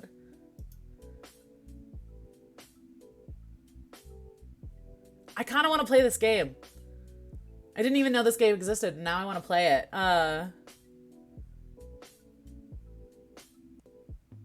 It looks fun and weird and cool. It's $10. I might do it at some point. We'll see. We shall see. Okay, anyway. Good to know. Gameplay, plot, development. Yeah, let's get into it. Gameplay. Unlike most platforming games, in VVV, the player is not able to jump. That always frustrates me, to be honest, but it is interesting because it forces you to think in a different way, right? I'm currently playing Captain Toad Treasure Tracker, which is a goofy, wonderful delight, but you can't jump in that game either. Okay, so not able to jump. Instead, can reverse the direction of gravity when standing on a surface. Interesting. Causing Captain Viridian to fall either upwards or downwards. This feature was first seen in 1986 8-bit game Terminus. The player uses this mechanic to traverse the game's environment and avoid various hazards, including stationary spikes and moving enemies. Later areas introduce new mechanics, such as moving floors or rooms, which, upon touching one edge of the screen, cause the player character to appear on the other side. VVV contains 8 main levels, including an intro level, 4 levels which can be accessed in a non-linear sequence, 2 intermission levels, and 1 final level, only seen outside dimension VVV in a polar dimension. These are situated inside a large open world for the player to explore, spanning more than 400 individual rooms. Wow! Due to its high level of difficulty. Why do I always pick hard games to play? This game world contains many checkpoints to which the player's character is reset upon death. Okay. Plot. Player controls Captain Viridian, who, at the outset of VVV, must evacuate the spaceship along with the captain's crew when the ship becomes affected by dimensional interference. The crew escapes through a teleporter on the ship. However, Captain Viridian becomes separated from the rest of the crew on the other end of the teleporter. Upon returning to the shrimp... I was about to say the shrimp. I got this. We got this.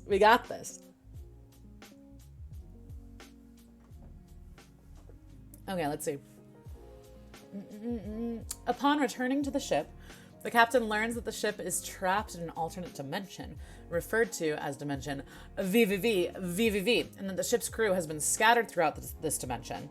The player's goal as Captain Viridian is to rescue the missing crew members and find the cause of the dimensional interference. Cool. I might go ahead and call it there on this one. There's a sad elephant near Space Station 2.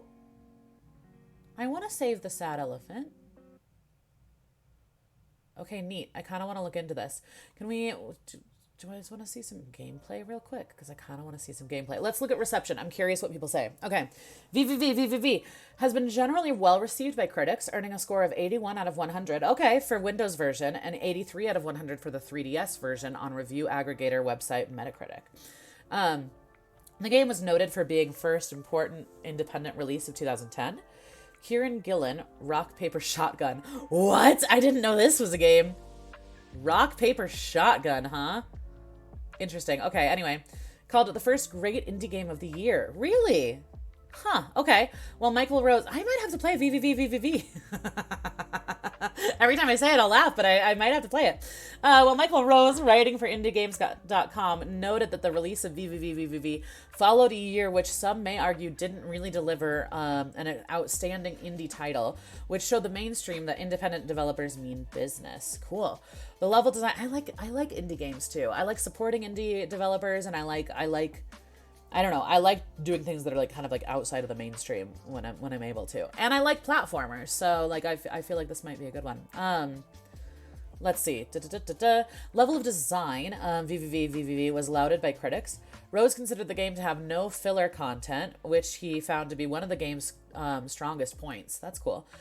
Michael McWherter of Gaming News blog Kotaku, wrote that the game's areas contained a surprising amount of variation throughout, ensuring that VVV never feels like its designer failed to explore the gameplay possibilities. The more I read, the more I want to play it. Most reviewers wrote of VVV's high level of difficulty. McWherter found that the game's trial and error moments can seriously test one's patience. Okay. However, several critics noted that the game's challenge is made less frustrating due to its numerous checkpoints. That is nice, as well as the player's ability to retry after dying as many times as needed. These additions made VVV not unforgiving, according to the IGN staff writer Samuel Claiborne, while still being old school in its demands of player dedication. I kind of want to play it. Independent reviewer Declan Tyson said that he feels victimized. Victimized, eh? That's a very strong word, Declan. Victimized by the game's criminally unforgiving collision detection and over-enthusiastically sensitive controls. Okay, I understand that. But it's all worth it when you reach the next checkpoint and feel that split second of relief. Yeah, fair. IGN's Matthew Adler named VVV the 12th hardest modern game. 12th hardest. Saying it requires quick reflexes in order to survive and that players will likely die many times. Hold on a minute. Matthew Adler hardest games list. 12 hardest. I want to see where this ranks in terms of compared to Cuphead. Okay, let's see. We have The Witness. Yo, The Witness is fucking hard. I gave up on The Witness. I might have to go back and play The Witness, but The Witness is fucking hard. I like this. This is vindicating. This makes me feel better about giving up. Monster Hunter World, I've heard is a good one. XCOM 2, I don't know. Okay, VVV. Wolfenstein, New Colossus. Spelunky! I don't know Spelunky. Celeste is another one on my list that I want to play, and they're saying it's harder. The problem is The Witness is number 15, and that one I definitely thought was hard, right? Celeste is another one I want to play. Oh, you all can't see, but just trust me. Just trust me. Dead Cells. Okay, Darkest Dungeon I really like. That said, it is very difficult, and I definitely stopped playing it. So, what does that tell you? That means I should probably go back to it. Binding of Isaac, my little brother, shout out Starduckle, plays a bunch of Binding of Isaac, and I'm always impressed when I watch him, because, like, Bullet Hell roguelike, that's just, like, it's very impressive. Bullet Hell roguelike dungeon crawler. Wild. Enter the Gungeon, I don't know it. Super Meat Boy, I've heard of it. Cuphead is number 3, and I did beat Cuphead. It also took me 7 months, so... Okay, and then we've got Nioh, and then the Dark Souls series. Makes sense. Okay. All right. Okay, so... Okay. Maybe I should try it. And granted, okay, The Witness is, even though it's a puzzler, it's a different genre. Same idea with Darkest Dungeon. Like Darkest Dungeon, it's not a platformer. It's an RPG. Oh, it's such a good RPG. Maybe I should play Darkest Dungeon again. I might. Anyway, okay. I was just curious about this list. The price of VVV when originally released was $15. It looks like it's $10 now. This was seen by McWhirter as being the game's one unfortunate barrier to entry. Okay. While there's plenty to see and do after blazing through the game's core campaign, the steeper than expected asking price will probably turn some off. Fair. Likewise, Gillen wrote in his review that the cost does strike you as a lot for an indie lo-fi platformer. I mean, maybe. I don't know. That doesn't necessarily deter me. While insisting that it is worth the money. Since its original release, the price of VVVVV has been reduced to $5. Okay. So on the Switch, it was $10. I'll have to look up. Maybe I can play it on PC instead. On his blog, Kavanaugh said that the decision was difficult to make, but added, "I know the original price of $15 was off-putting for a lot of people." I feel like for an indie game, $15 is actually pretty reasonable. Again, you have to think about like the fact that they're indie, right? So in order to like actually produce said game, when you don't have a giant corporation backing you, like 15 is pretty fucking reasonable. VVV was awarded IndieCade 2010 award for most fun and compelling game. I think I should play it. I'm gonna add it to the list of games I want to play for sure. I don't know when I'll get to it, but we're adding it to the list. We're gonna add Darkest Dungeon back into the list since I already have it and I really liked it and I want to play it more. Let's see. So, anyway. Most fun and compelling game, October 2010. Game development blog Gamma Sutra honored VVV in its year-end Independent Games Awards, which earned second place in 2009 and an honorable mention in 2010. The game's protagonist, Captain Viridian, is a playable character in the Windows version of the platform game Super Meat Boy. Oh, so they're related. Interesting. Okay. Yeah, I never played this. Maybe my little brother played it? I know I've heard of it. But there you go. VVVVVV. All right, I'm excited about this one. I'm excited about Venus Flytraps. Well, here's what we're going to do. I'm going to go pee real quick. I'm going to refill my water bottle. And then we're going to read about Venus Flytraps. So if you feel like sticking around, stick around. If you have other streams to go to or things to do, do that. I will see you real soon, okay? Okay. See you soon.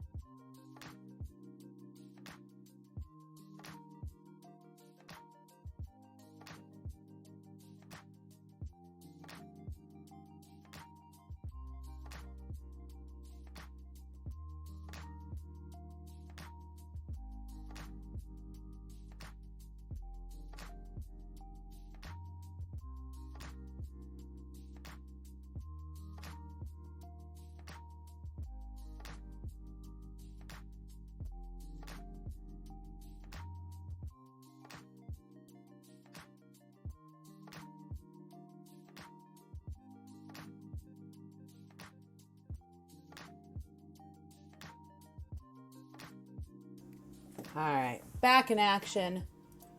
I made myself a cheeky little, I don't know why it's cheeky, a cheeky little iced coffee. Because summer and iced coffee. Name a more iconic duo. You can't. You probably can. If you stuck around, thank you so much. You're very sweet.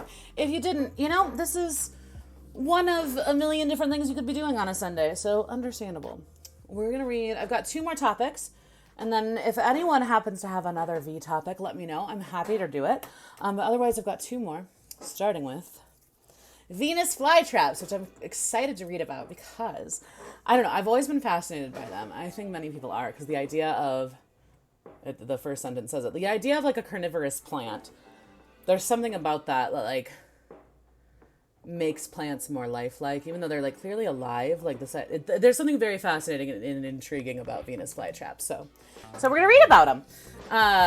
The Venus flytrap, Dionaea muscipula. Venus flytrap is a carnivorous plant native to subtropical wetlands on the east coast of the United States in North Carolina and South Carolina. I did not know it was native to the United States.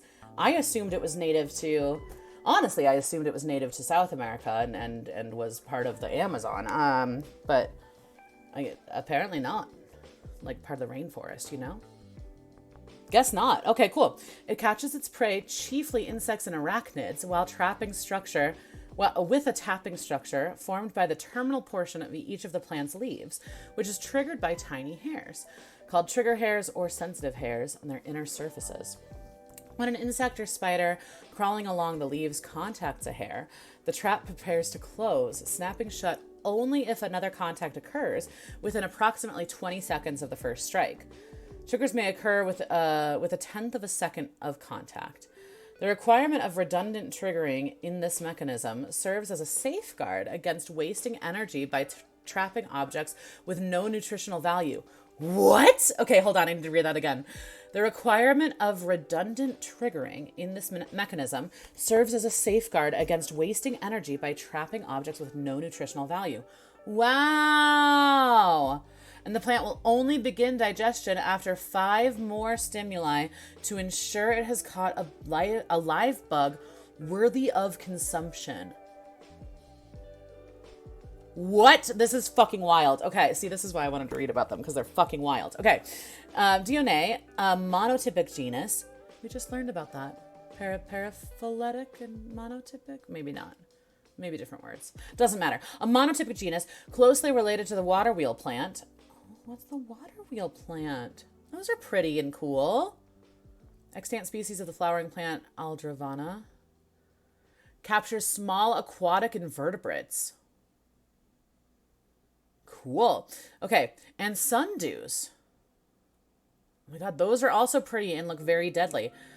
Largest genera of carnivorous plants. That's wild. At least 194 species. Wow. Wow. Okay, cool. All of which belong to the family Droseraceae. So Droseraceae? I don't know. A family of carnivorous flowering plants, also known as the sundew family. 180 species. In 3 extant genera. Wow. They're found on all continents except Antarctica. That's so many carnivorous plants. I'm amazed. Okay, anyway, cool. Although widely cultivated for sale, the population of Venus flytrap has been rapidly declining in its native range. The species is currently under Endangered Species Act review by the U.S. Fish and Wildlife Service. Interesting. Let's see, where do we want to go? Etymology, I think, is cool. This is going to be one of those where I'm just going to do my best because I think it's all interesting. So we'll see. We'll see where we go. The plant's common name, originally Venus flytrap, refers to Venus, the Roman goddess of love. The genus name, Dionaea, daughter of Dione. Oh, wow. Okay, cool. So they're all like mythology related. Refers to the Greek goddess of Aphrodite, while the species name Muscipula is Latin for both mousetrap and flytrap. Cool. So mouse, moose, and then discipula, trap. While the homonym word muscipula, fly trap, is derived from musca, fly. Oh, okay, and discipula, trap. Interesting. Okay, cool. Historically, the plant was also known by the slang term tippity-witchet. What? Tippity-twitchet. Possibly an oblique reference to the plant's resemblance of the human female genitalia. Oh. I've never heard the term tippity-twitchet for talking about a vagina, but okay. The term is similar to the term tippet-de-witchet, which derives from tippet and witchet, archaic term for vagina. What? I did not know this. Oh, look at this guy. All right, anyway. In contrast, the English botanist John Ellis, who gave the plant its scientific name in 1768, wrote that the plant named tippity-witchet was an indigenous word for either Cherokee or Catawba. Interesting. The plant name, according to the Handbook of American Indians, derives from the Lenape word. I think it's Lenape? Probably. Carolina Algonquian. Okay. Tippity-witchet. They, leaves, which wind around or involve. Huh. Okay, cool. Discovery, I'm kind of like meh. Description. Here we go. Look at this beautiful fucking drawing. Oh my god, now I want a fucking Venus flytrap tattoo. I recently got a dandelion, like a botanical drawing of a dandelion tattooed on my leg. I keep forgetting to take a picture now that it's done and like posting it places. But now all of a sudden I just want like cool weird plants all over my leg. Is that silly? Yo, this drawing is beautiful. This is gorgeous. I can't get over it. Okay, anyway, so okay, description. The Venus flytrap is a small plant whose structure can be described as a rosette of 4 to 7 leaves, which arise from a short subterranean stem that is actually a bulb-like object. Each stem reaches a maximum size of about 3 to 10 centimeters, depending on the time of year. Longer leaves with robust traps are usually formed after flowering. Fly traps that have more than 7 leaves are colonies formed by rosettes that have divided beneath the ground. Wild. Okay. The leaf blade is divided into 2 regions, a flat, heart-shaped photosynthesis-capable petiole. Petiole? The petiole is the stalk that attaches the leaf blade to the stem and is able to twist the leaf to face the sun. Okay. Okay, interesting. And a pair of terminal lobes hinged at the midrib, forming the trap, which is the true leaf. The upper surface of these lobes contains the red anthocyanin pigments, and its edges secrete mucilage. Mucus? Yeah? Mucilage, kind of? Thick, gluey substance produced by nearly all plants and some microorganisms. Okay, okay.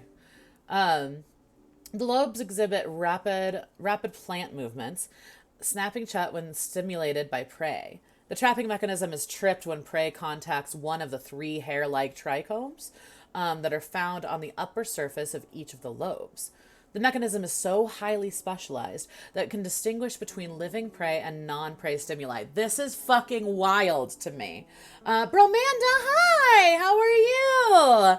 It's good to see you. Welcome to Wikipedia with me. We go down Wikipedia rabbit holes on Sundays. We're currently reading about things that start with the letter V. So if you have anything that starts with the letter V that you would like to learn about, let me know. Currently reading about Venus flytraps. I hope you're doing well. What are you up to? So good to see you.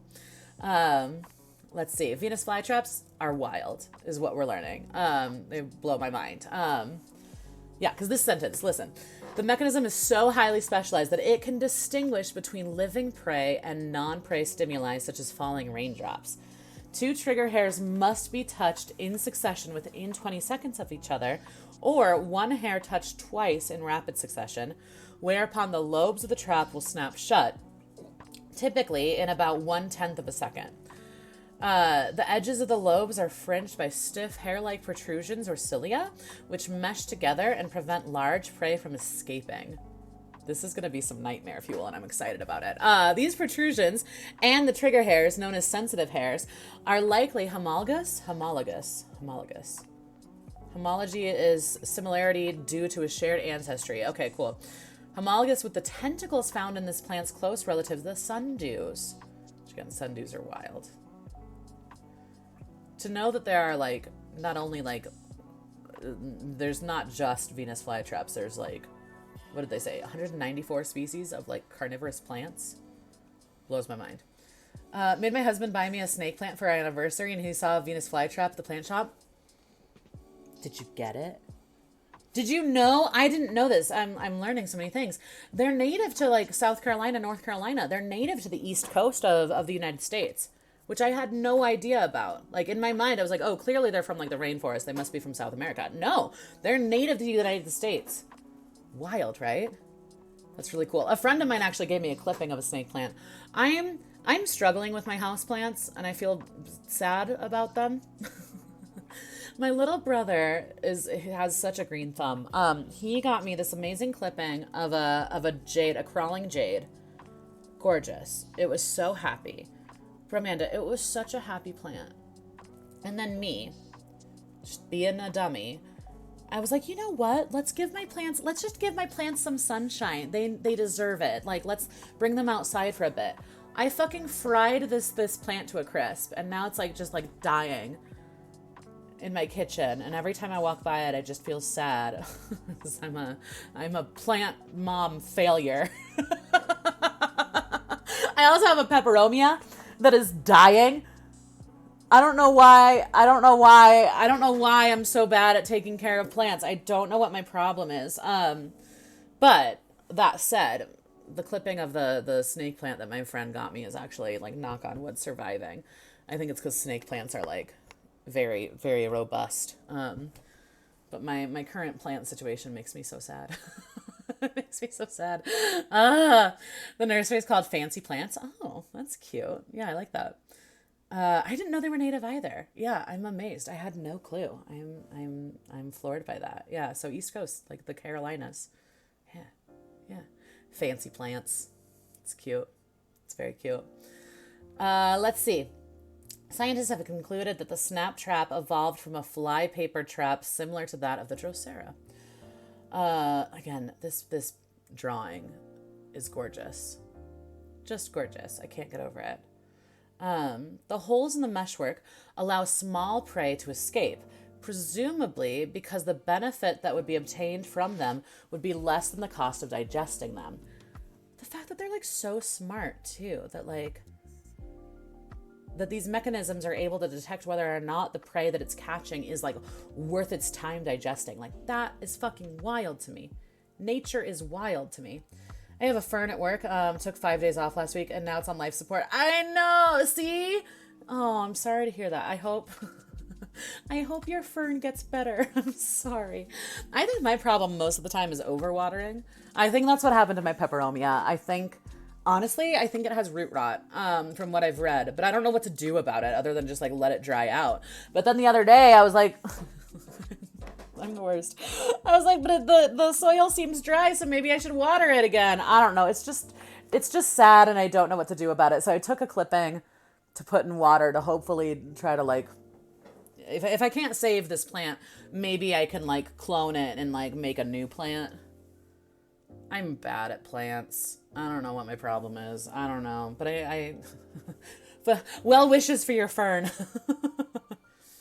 I need to just be smarter about getting plants that like are very difficult to kill. But that's the thing. Okay, sorry. I'm so mad at myself. The crawling jade that my brother got for me, theoretically, it was gorgeous. It was so happy. It is hard to kill if you just leave it alone. My problem is I can't just leave well enough alone. I should have just left that plant alone. Sad. Sad day. Repot it? Maybe I should repot it. It's not a bad idea. Maybe I'll repot it. Okay, maybe I should repot it. I will try. I might as well try, right? What harm could it do? It's already dying. It's already dying. What can I do? We'll see. We'll see. Hopefully I can save it. Yeah, maybe I should try to repot it. That's not a bad idea. I'm just so scared to like touch it and it'll just like, I just have this vision of me like trying to repot it and it just like, like crumbling in my hands, which is probably not how plants work, but like, I'm scared of like destroying it during the repotting process. You know what I mean? Because I know that repotting plants can also like be very traumatic for the plant, right? It is hard though. You know what? So my little brother's girlfriend is a plant person. She studied botany, or maybe not botany, but she studied horticulture, I'm pretty sure. And one of her professors told her the people that kill plants the most are the people that love plants the most, which kind of made me feel better about myself, but also made me sad. Do you know what I mean? If you want to get in there and play with them, they're just like, Mom, give me space. It's true. Honestly, I should have just left it alone. If I had left it alone, it would be so happy. It was such a happy plant. I killed it. I killed this plant by being like, plants like sun. Let me put you in the sun. Destroyed it. Absolutely destroyed it. Heartbreaking. But it's okay. We'll carry on, you know? It'll be okay. I will continue to get plants and probably kill them, but I'm going to try not to. I want to be a plant person, especially because I'm in a new apartment. Like, it's not really new anymore, but I moved here in April. Like, the idea of like having like a housewarming plant, like that's, I feel the guiltiest about my little brother's plant that he got me. Honestly, probably because it was a gift. Like the ones that I bought, don't get me wrong, they make me sad. But like that one, I'm like, why'd I have to fuck that one up? You know what I mean? Plants. But now I want a Venus flytrap, and I would probably kill it, and then I would feel really bad. Because if you have a Venus flytrap, then you would have to like feed it, right? Because the assumption would be that you just like have flies in your house, which ideally you don't. So I shouldn't get a Venus flytrap. But it would be cool. All right, anyway. Let's see. Holes in the meshwork. Right. Okay, so the holes in the meshwork allow small prey to escape, presumably because the benefit that would be obtained from them would be less than the cost of digesting them. If the prey is too small and escapes, the trap will usually reopen within 12 hours. If the prey moves around in the trap, it tightens and digestion begins more quickly. Wild! Speed of closing can vary depending on the amount of humidity, light, size of prey, and general growing conditions. The speed with which the trap closes can be used as an indicator of a plant's general health. Venus flytraps are not humidity dependent, as are some other carnivorous plants, such as Nepenthes, Cephalotus, Heliumophora, and Drosera. Let's take a look here. This one. Oh, interesting. Okay. And we've got this guy. Pretty. Scary. Cool. Got this guy. Oh, those are beautiful. I feel like I have seen those at the, what is it called? It's like a botany garden. I forget. And then Drosera. Cool. For sure. I got a living arrangement from my husband's family and it died. I felt terrible. Right? You know what I mean? Yeah. I love the idea of living arrangements as opposed to like getting like someone roses or something. Don't get me wrong. I like the idea of like getting roses too. But yeah, living arrangements is a beautiful idea. And yet the responsibility and then the impending guilt if you kill it, right? No, it's not your fault. Not your fault, Bromanda. It was a lovely idea and thought, you know? This is the problem with buying someone a living thing. Then there's what you're buying them, what you're giving them as a gift is responsibility at the end of the day. Right? Oh, man. Okay, let's see. A Venus flytrap exhibits variations in the petiole shape and length and whether the leaf flies flat on the ground or extends up at an angle of about 40 to 60 degrees.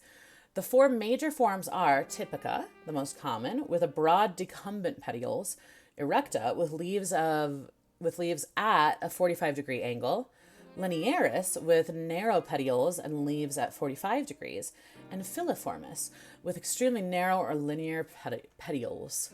Let's see. Except for filiformis, all of these can be stages in leaf production of any plant depending on the season. Decumbent in summer versus short versus semi-erect in spring. Length of photo period. Long petioles in the spring versus short in summer. And intensity of light. Wide petioles in low light intensity versus narrow in brighter light. Okay, Bramanda, taking a break from plants for just a second. Do you have wrath plans? And if so, what are they? How do you feel about wrath? I'm just curious. Now knowing that Wrath is coming out, I believe September 26th is the date, right? I just want to know, what are you doing for Wrath? Okay, moving on.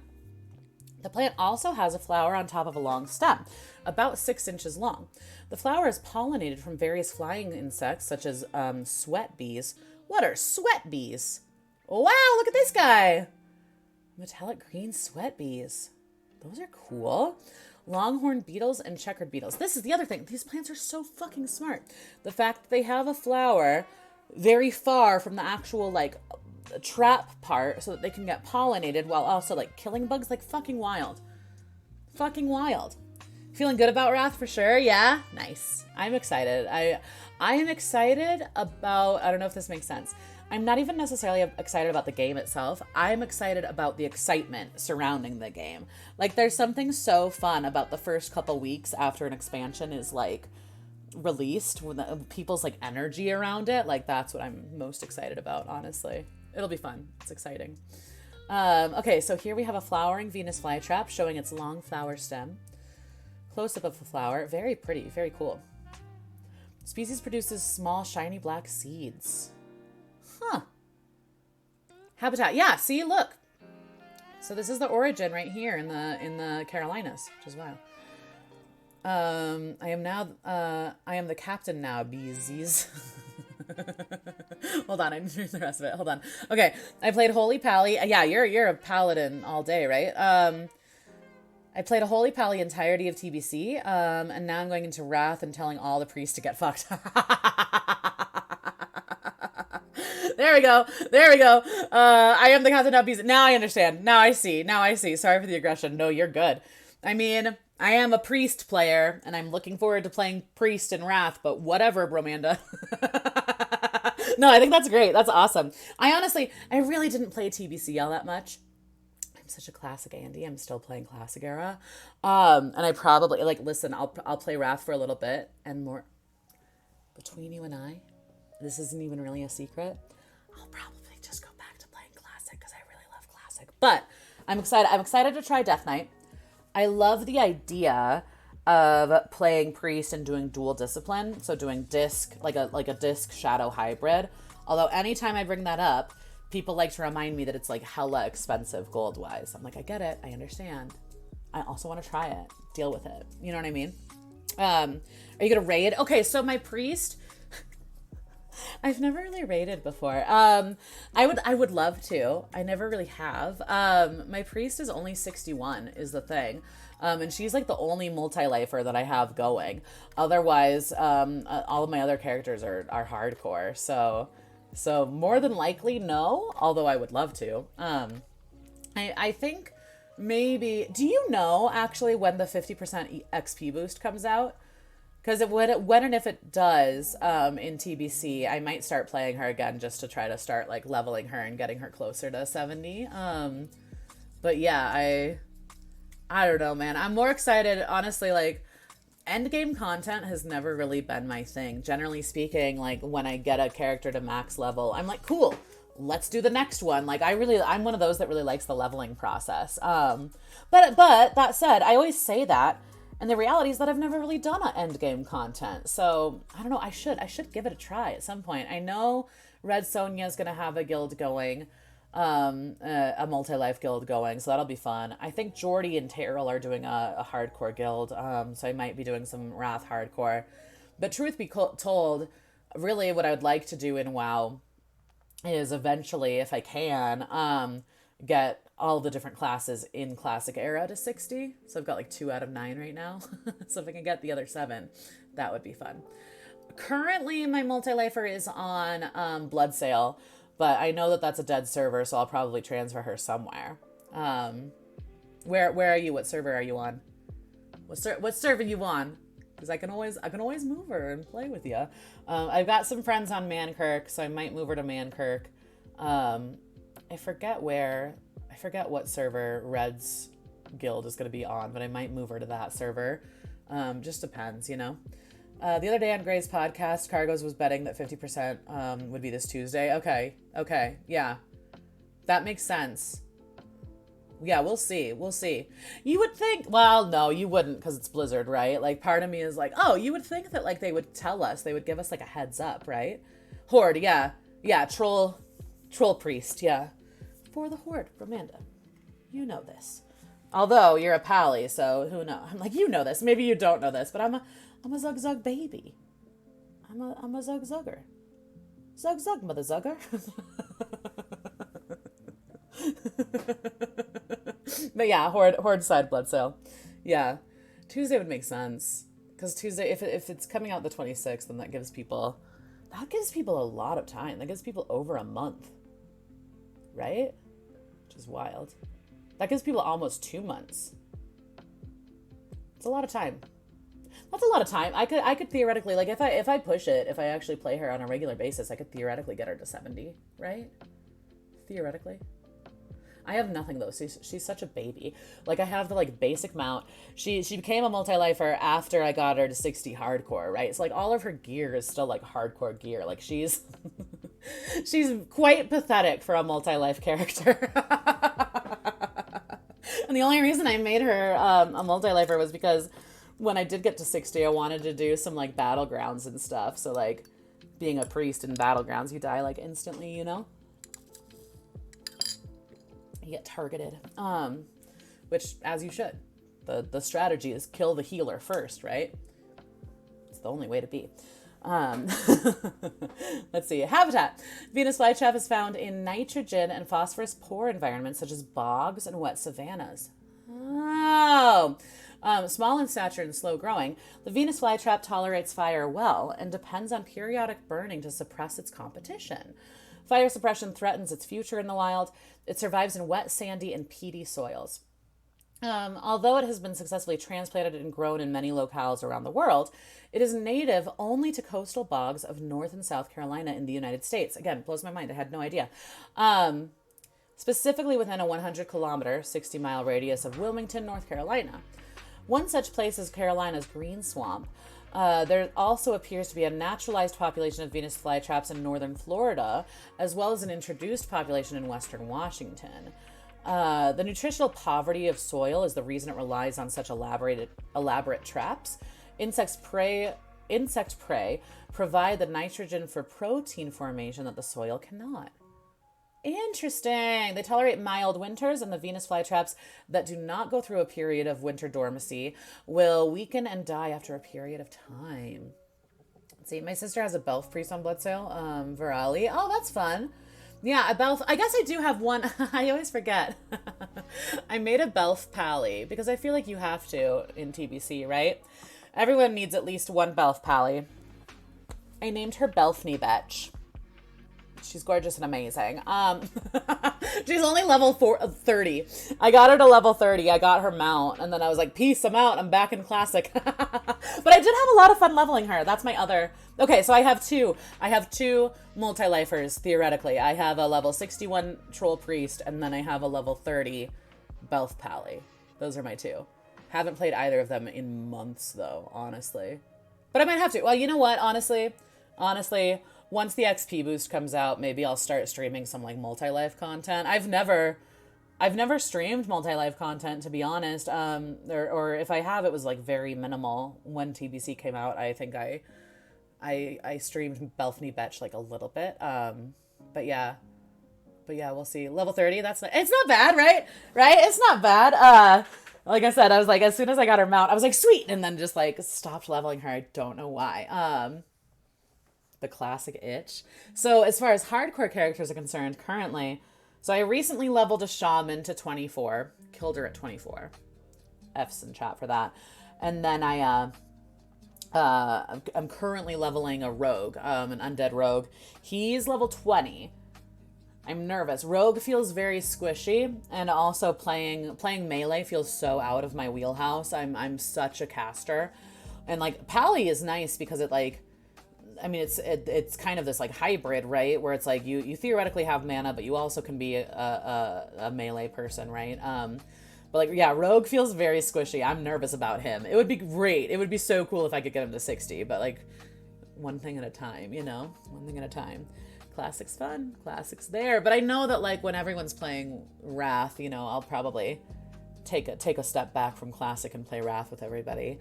Well, and I wanna play a Death Knight too. Like that would be really fun, obviously, to like do that starting zone at least once. Like, I don't know. Be fun to like do a duo or something on of Death Knights. So we'll see. But yeah, that classic itch, man. It's strong. It's a strong one. Okay, let's see. They're full sun plants, usually found only in areas with less than 10% canopy cover. The microhabitat where it thrives is typically sparse with grasses, herbs, sphagnum. Anyone know what sphagnum is? And often bare patches where there aren't enough nutrients for non-carnivorous plants to survive, or where fires regularly clear competition and prevent cover from forming. Thus, natural fires are an important part of its habitat, required every 3 to 5 years in most places for D. muscipula to thrive. After fire, D. muscipula seeds germinate well in ash and sandy soil. These are such weird plants, with seedlings growing well in the open post-fire conditions. The seeds germinate immediately without dormant period. Interesting. Yeah, a little bit of melee. He's a stabby boy. He's fun. I mean, it's fun. It's just like, it's a completely different approach because like, you know, because you play melee, like you have to just like get in their faces, right? Like you have to be like so like up close and personal with like with the things that you're killing. Whereas as a caster, because like the two classes that I know best at this point are, well, the three, I guess I would say, priest, mage, hunter. All three of those, you can kind of like stay far away for at least a minute before like, I was about to say prey, before prey comes to get you. But like rogue, warrior, even pally to a certain extent, like you got to be kind of like up in their grill, you know? Yeah, it's interesting. It is fun though. It's a good time. It's yeah, like I said, like different and like out of my wheelhouse, but I've been enjoying it. All right, let's see. Distribution. Dione muscipula occurs naturally only along the coastal plain of North and South Carolina in the United States, with all known current sites within 90 kilometers of Wilmington, North Carolina. A 1958 survey of herbaria specimens and old documents found that 259 sites where the historical record documented the president. Hold on, I can read. Hold on, I can read. I know how to read things. Don't worry.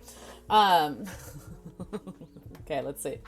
1958 survey of herbaria specimens and old documents found 259 sites where the historical record documented the presence of D. muscipula within 21 counties of North and South Carolina. As of 2019, it was considered extirpated in North Carolina in the inland counties of Moore, Robeson, and Lenoir, as well as South Carolina coastal counties of Charleston and Georgetown. Remaining extant populations exist in North Carolina in Beaufort, Craven, Pamlico, Carteret, Jones, Onslow, Duplin, Pender, New Hanover, Brunswick, Columbus, Bladen, Sampson, Cumberland, Hoke counties, and South Carolina. Okay, so in conclusion, North and South Carolina. Done. In Horry County? Sure. Dude, they are so metal. They really are. They're wild. Ooh, we're gonna look at pretty pictures and videos in a second. Okay. Population. A large-scale survey in 2019 conducted by the North Carolina Natural Heritage Program counted a total of 163,951 individual Venus flytraps in North Carolina and 4,876 in South Carolina, estimating a total of 302,000 individuals remaining in the wild in its native range. I wonder if that's, with numbers that big, it's like, and in a context like this, I wonder if that's like a normal number, if that's a big number, if that's a small number. Like, I wonder what the, like, I don't know, the expected, like, average number would be, right? Well, here, they're going to tell us. This represents a reduction of more than 93% from 1979, approximately 4,500,000 individuals. Okay, so they're on the endangered list, so it makes sense. Like, they're one that, like, is in danger of dying out. A 1958 study found 259 confirmed extant or historic sites. As of 2016, there were 71 known sites where the plant could be found in the wild. Of these 71 sites, only 20 were classified as having excellent or good long-term viability. Look at! Sorry for screaming about it, but look! They're so cool and weird. Right? Alright, do you want to watch a time lapse? Let's watch this time lapse real quick. I'm excited.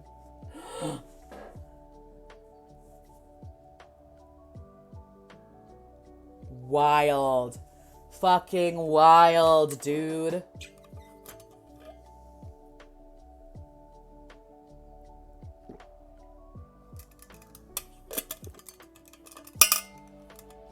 we to see more?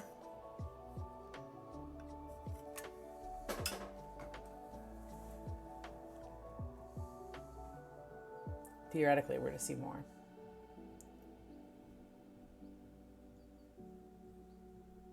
I want to see this middle one just chomp on something.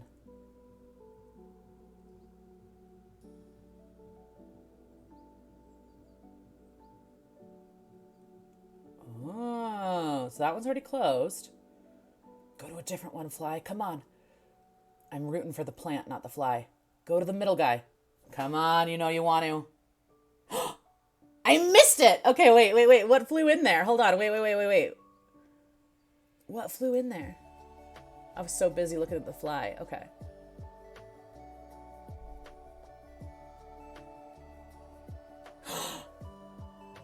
So cool. The one you saw at the plant store had a fly on it. That's neat. That's really cool. They're so cool. Oh, here we go. This guy's gonna die. Oh, there it is. Oh, wow. What weird, cool plants, right? I'm floored. I'm floored by, like, just like how intelligent they are, for lack of a better word. Like, it's just like, it's so cool.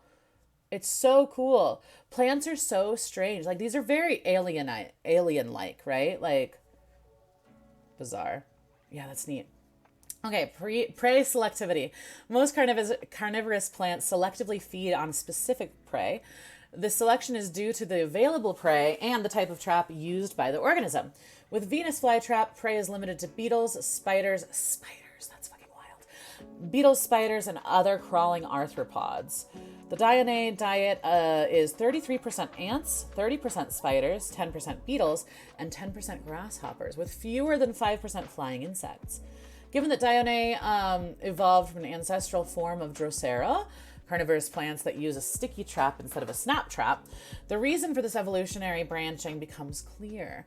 Drosera consumes smaller aerial insects, whereas Dionay consume larger terrestrial bugs. Dionay are able to extract more nutrients from these larger bugs. This gives Dionay an evolutionary advantage over their ancestral sticky trap form. The evolutionary biology. Yes, exactly. So cool. Yeah, it's wild. I don't even, So here we've got the stages and the timing of the Venus flytrap carnivory process. Very cool. Very interesting. Mechanism of trapping. We got to read about it, right? The Venus flytrap is one of a very small group of plants capable of rapid movement, such as Mimosa pudica. What is this one? Oh, okay. A creeping annual. Huh. Compound leaves fold inward and droop when touched or shaken. I've heard about these. Defending themselves from harm and reopen a few minutes later. That's wild. Plants that move like this are fucking wild. Again, because we think, I don't know, I think of, and I think that we're taught to think of plants and animals of being different in terms of the way in which they live, right? Which makes sense in terms of like biology, yeah? But at the same time, this tells me that plants are far more alive than we think they are. Does that make sense? Fascinating. Okay, so anyway. So, Mimosa pudica, the telegraph plant. Oh, it's known as the dancing plant. Cool. And then we've got sundews, which we've looked at. These are other carnivorous plants. And then bladderworts. That's a beautiful picture, too. Bladderworts. Utricularia. Utricularia. It's another genus of carnivorous plant. Wow, cool. Aquatic species. Okay, interesting. Huh. All right, let's see. The mechanism by which the trap snaps shut involves a complex interaction between elasticity, turgor, and growth. The trap only shuts when there have been 2 stimulations of the trigger hairs. This is to avoid inadvertent triggering of the mechanism by dust and other wind-borne debris. In the open, untripped state, the lobes are convex, bent outwards, but in the closed state, the lobes are concave, forming a cavity.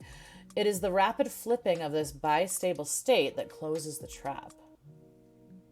What? Okay, hold on, I need to read that again. In the open, untripped state, the lobes are convex, bending outwards. But in the closed state, the lobes are concave, forming a cavity. The rapid flipping of this bistable state. Okay, got it. Of this bistable state that closes the trap. But the mechanism by which this occurs is still poorly understood. When the trigger hairs are stimulated, an action potential, mostly involving calcium ions, see calcium in biology, is generated, which propagates across lobes and stimulates cells in lobes and the midrib between them. Like, if you connected harder with the tree than some people in your life, you can actually talk to. I mean, yes. The answer to that question is yes, absolutely. Absolutely. Well, and this is why people like you and I feel bad. I'm like looking over at my plants right now. This is why we feel bad when we kill plants, right? Like, because we know that they're like living beings, and there have been so many studies about talking to plants and the way that music of plants affects plant growth, right? Like, it's very interesting. It's very interesting. I know very little about plant biology, but like I find this fascinating. It is hypothesized that there is a threshold of ion buildup for the Venus flytrap to react to stimulation. The acid growth theory states that individual cells in the outer layers of the lobes and midrib rapidly move, so hydrogen ions, into their cell wall, lowering the pH and loosening the extracellular components, which allow them to swell rapidly by osmosis, thus elongating and changing the shape of the trap lobe. Alternatively, cells in the inner layers of the lobes and midrib may rapidly secrete other ions, allowing water to flow by osmosis and cells to collapse. Both of these mechanisms may play a role and have some experimental evidence to support them. Flytraps show an example of memory in plants. Memory in plants. Shut up. Okay, hold on. Sorry. Flytraps show an example of memory in plants. The plant knows if one of its trigger hairs has been touched and remembers this for a few seconds. Like, what the fuck? If a second touch occurs during that time frame, the flytrap closes. After closing, the flytrap counts in additional stimulations of the trigger hairs to 5 total to start the production of digesting enzymes. Wild. Let's see. There's this one weeping birch that I ride my bike by. Aww, that's cute and sweet. We had a big old tree. I don't even know what kind of tree it was in my backyard growing up. But it was just gorgeous. And it was one of those that like its roots were like it was this huge tree. Don't know what kind. Its roots were growing in such a way that like eventually it'll have to be cut down because it would fuck with the foundation of that house. which is so unfortunate to me because it's such a cool tree that I remember like so many times like sitting on our back porch and like not necessarily talking to that tree, but like I don't know, finding some sort of serenity just like being in the presence of that tree. Really loved it. Yeah. Yeah. And then another like kind of plant memory. Anytime I see lilacs or smell lilacs, it reminds me of my grandma, because she had lilac bushes in her backyard. And I think that lilacs, because they have such a like distinct like fragrance, I think that smell evokes like very strong memories for most of us. But there's something about lilacs that give me kind of comfort and remind me of her. Yeah, plants are beautiful, interesting, very strange things, right? Let's see. I'm still floored by the fact that they have like fucking memory, dude. Like shit's wild. This shit's fucking wild. Okay, let's see. Digestion. Look at this. Look at this photo. What an incredible time to capture that photo, right? Okay, digestion. If the prey is unable to escape, it will continue to stimulate the inner surface of the lobes, and this causes a further growth response that forces the edges of the lobes together, eventually sealing the trap hermetically and forming a stomach. What? In which digestion occurs. Okay, hold on. When we say hermetically, what does that mean? A hermetic seal is any type of sealing that makes a given object airtight. So it makes it airtight. That's fucking wild, dude. Okay, so it forms essentially a stomach. Release of the digestive enzymes is controlled by the hormone jasmonic acid, the same hormone that triggers the release of toxins as an anti-herbivore defense. Oh, as an anti-herbivore defense mechanism in non-carnivorous plants. What are you doing? I am drinking iced coffee. It's just coffee with a little bit of like oat milk creamer and ice. What are you drinking, Bromanda? That and water. I should probably drink more water. Reading on these Wikipedia days, man, it like makes my throat sore.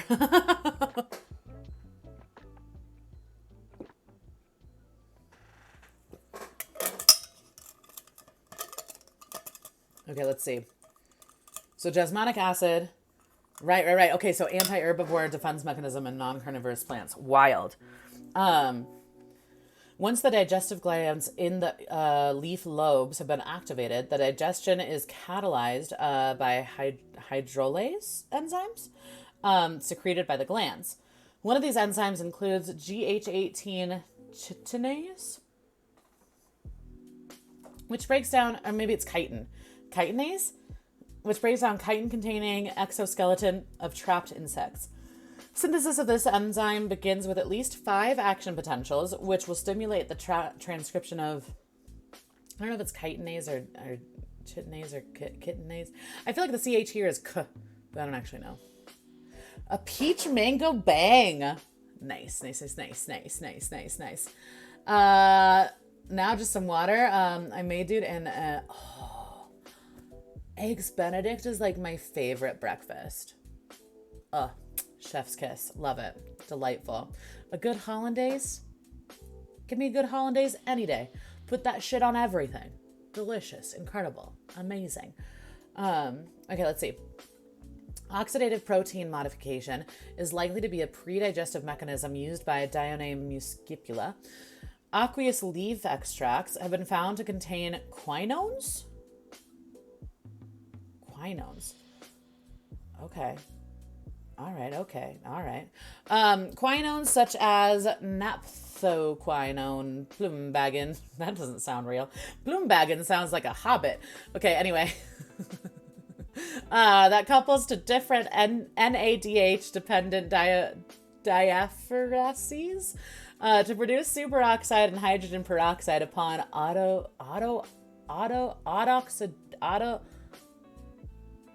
autooxidation. Sure. Such oxidative modification could rupture animal cell membranes. Wild. Bloombagen, I don't know if that name is going to make me laugh, is known to induce apoptosis associated with the regulation of the BCL2 family of proteins. When DNA extracts were pre-incubated with diaphoreses and NADH in the presence of serum albumin, subsequent tryptic digestion of SA was facilitated. I don't know, lots of enzymes and shit, right? Is basically what we're reading about. Since the secretory glands of Droseraceae contain proteases, I don't know what I'm reading right now, and possibly other degradative enzymes, it may be the presence of oxygen activating redox cofactors function as extracellular pre-digestive oxidants to render membrane-bound proteins of prey, insects, more susceptible to proteolytic attacks. Moving on. Digestion takes about 10 days. That's a long time. After which the prey is reduced to a husk of... Is it chitin? It is. It's chitin. How did I know that? Some science class way back in the day. That information was from somewhere. Okay, a husk of chitin. The trap then reopens and is ready for reuse. 10 days. 10 days to digest. Wild. Evolution. All right, how long is the evolution one? Proposed evolutionary history. Evolution. I mean, part of me is curious about it, but part of me knows that it's going to be a lot of science words I don't understand, so I'm probably going to move on. But here we have a picture of Drosera falconeri with short, wide, sticky leaf traps. Cultivation is kind of interesting, but I might just move on. Here we have Dione muscipula akeiryu, Japanese for red dragon in cultivation. Neat. Let's just see. Let's read a little bit about cultivation. Since you saw one at a plant store, let's look at it, huh? Plants can be propagated by seed, taking around 4 to 5 years to reach maturity. More commonly, they are propagated by clonal division in spring or summer. Venus flytraps can also be propagated in vitro using plant tissue culture. Most Venus flytraps found for sale in nursery garden centers have been produced using this method, as this is the most cost-effective way to propagate them on a large scale. Regardless of the propagation method used, the plants will live for 20 to 30 years if cultivated in the right conditions. Wild. Cultivars. Venus flytraps are by far the most commonly recognized and cultivated carnivorous plant, and they are frequently sold as houseplants. Various cultivated varieties, have come into the market through tissue culture of a selected genetic mutations, and these plants are raised in large quantities for commercial markets. The cultivars Akai-ryu and Southwest Giant have gained the Royal Horticultural Society's Award of Garden Merit. Conservation. Although widely cultivated for sale as a houseplant, D. muscipula has suffered a significant decline since its population in the wild. The population in its native range is estimated to have decreased 93% since 1979. That's a lot. That's wild. I'm gonna go ahead and continue because we know that we know it's endangered. Habitat loss makes a whole lot of sense in terms of like people coming in. Fire suppression, that's fascinating to me. That it essentially requires fires in order to live, because fires then destroy any kind of competition, right? So that's interesting. Poaching. Huh. Harvesting Venus flytraps on public land became illegal in North Carolina in 1958. Interesting. And then you've got legal cultivation industry, growing tens of thousands of flytraps in commercial greenhouses. Okay. Huh. Demand for wild plants still exists, which has led to a Venus flytrap crime ring. What? In 2014, the state of North Carolina made Venus flytrap poaching a felony. A fucking felony, dude. That's wild. Since then, several poachers, I like the fact that we're referring to them as poachers as well is wild. Several poachers have been charged, one man receiving 17 months in prison for poaching 970 Venus flytraps. Another man charged with the 73 felony counts in 2019. Poachers may do greater harm to the wild populations than a simple count of individuals taken would indicate is they may selectively harvest the largest plants at a site, which have more flowers and fruit, therefore generate more seeds than smaller plants. That makes sense. That makes sense. Additionally, the species is particularly vulnerable to catastrophic climate events. Also makes sense. Most Venus flytrap sites are only 2 to 4 meters, 6.5 to 13 feet above sea level. Yeah, and are located in a region prone to hurricanes, making storm surges and rising sea levels a long-term threat. Makes total sense. 1958, that's when Hawaii was inducted into the Union. That's an interesting context. Huh. I did not know that. The more you know. Designations, designated as the state carnivorous plant of North Carolina. Okay, but like, it's not even the state plant. It's specifically the state carnivorous plant, which indicates or implies rather that each state would have a state carnivorous plant, which I don't, hold on, I just want to see. Does Colorado have a state carnivorous plant? I know our state flower is the columbine. State carnivorous. There's no way, right? There's no way. There's no way. There's no way. There's no way. Even Colorado has some native species. Shut the fuck up. Sorry. The roundleaf sundew, the greater bladderwort, and the lesser bladderwort. No way. They're not easy to find. Subalpine ponds. Okay. Still though, I'm shocked. Which state has an official carnivorous plant? Obviously North Carolina. Huh. Wild. My mind is blown right now. My mind is blown. I think so anyway. I could be wrong. You're probably right. If you're not right, I bet you're close to it. It's been a minute. I mean, I think that was something that we learned in U.S. history classes and as children, was when Hawaii was part of the Union, and then when Alaska was made officially part of the Union. But, you know, so much of what we learned in U.S. history classes when we were little was, like, not correct, obviously. Are you in Denver? I am. I'm technically now I'm in Aurora, but yeah, greater metro area of Denver. Yeah. I forget geographically where are you at, Romanda? Be as non-specific as you'd like. Let's see. Alternative medicine. Venus flytrap extract is available on the market as an herbal remedy. Sometimes as a prime ingredient of a patent medicine called carnivora. According to the American Cancer Society, these products are promoted in alternative medicine as a treatment for a variety of human ailments, including HIV, Crohn's disease, and skin cancer. What? I didn't know this. But available scientific evidence does not support the health claims made for Venus flytrap extract. And now we know. Just out of curiosity, carnivorous plants of North America. There's a whole lot, excuse me. Far more carnivorous plants in North America than I would have ever guessed.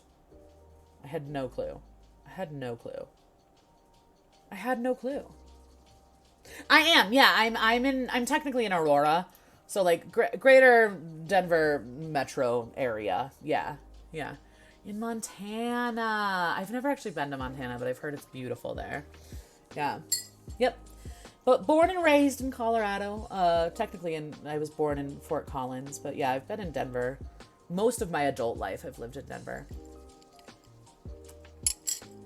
All right, this is our last V topic for the day. Unless, Amanda, if you have something that you're like, ooh, this starts with a V and we're going to read about it. Dude, Venus flytraps, though. Wild. Very interesting. All right, the last V thing. I'm going to read about V for Vendetta. I've never read the graphic novel. I've seen the movie. I know that Alan Moore is interesting in terms of like controversy and whatnot, but I also know that he's created quite a bit of great art, so I just kind of wanted to go with it. State flower is the bitterroot. Does Montana have a carnivorous flower? Let's find out. Montana carnivorous plant. The roundleaf sundew. The ponderosa pine. What is our I want to say like a blue spruce, but I don't actually know. Look at you though. Montana's got some carnivorous plants. Who the fuck knew? I never knew. Maybe you knew. What is our state tree?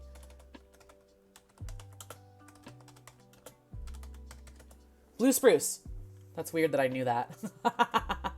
That's weird that was somewhere in my brain. I was like, it's blue spruce. I don't know how I know that, but I know that. That's another one. I feel like it's required, at least it was when I was a kid. I don't know if this is still true, but when I was a kid, 4th grade, you had to learn, it was specifically your state's history. So we had to learn like Colorado history. I did not know either. I didn't know that Colorado had carnivorous plants. I didn't know how like common they were in North America. I'm shocked.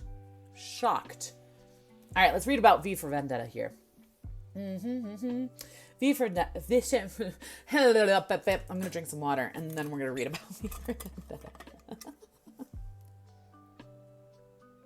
Vendetta. Blue spruces are really pretty. I think we had a blue spruce in my front lawn growing up. Okay, V for Vendetta is a British graphic novel by Alan Moore and illustrated by David Lloyd, with additional art by Tony Weir, maybe? Initially published starting in 1982 in black and white as an ongoing serial in the UK anthology Warrior, its serialization was completed in a 10-issue color limited series published by DC Comics in the United States. Subsequent collected editions were typically published under DC's specialized imprint Vertigo, that's what I thought, until that label was shut down in 2018. Since then, it has been transferred to DC Black Label. The story depicts a dystopian and post-apocalyptic near-future history version of the United Kingdom in the 1990s, preceded by a nuclear war in the 1980s that devastated most of the rest of the world. The Nordic supremacist, neo-fascist, outwardly Christo-fascistic, and homophobic fictional Norse Fire political party has exterminated its opponents in concentration camps and now rules the country as a police state. The comics follow the story's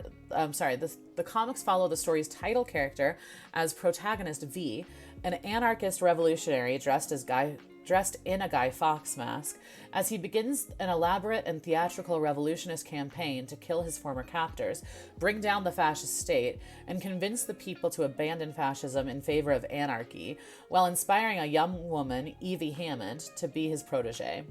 DC Comics sold more than 500,000 copies of the graphic novel in the United States by 2006. Warner Brothers released a film adaptation of the same name, written and co-produced by the Wachowskis. Took me a minute.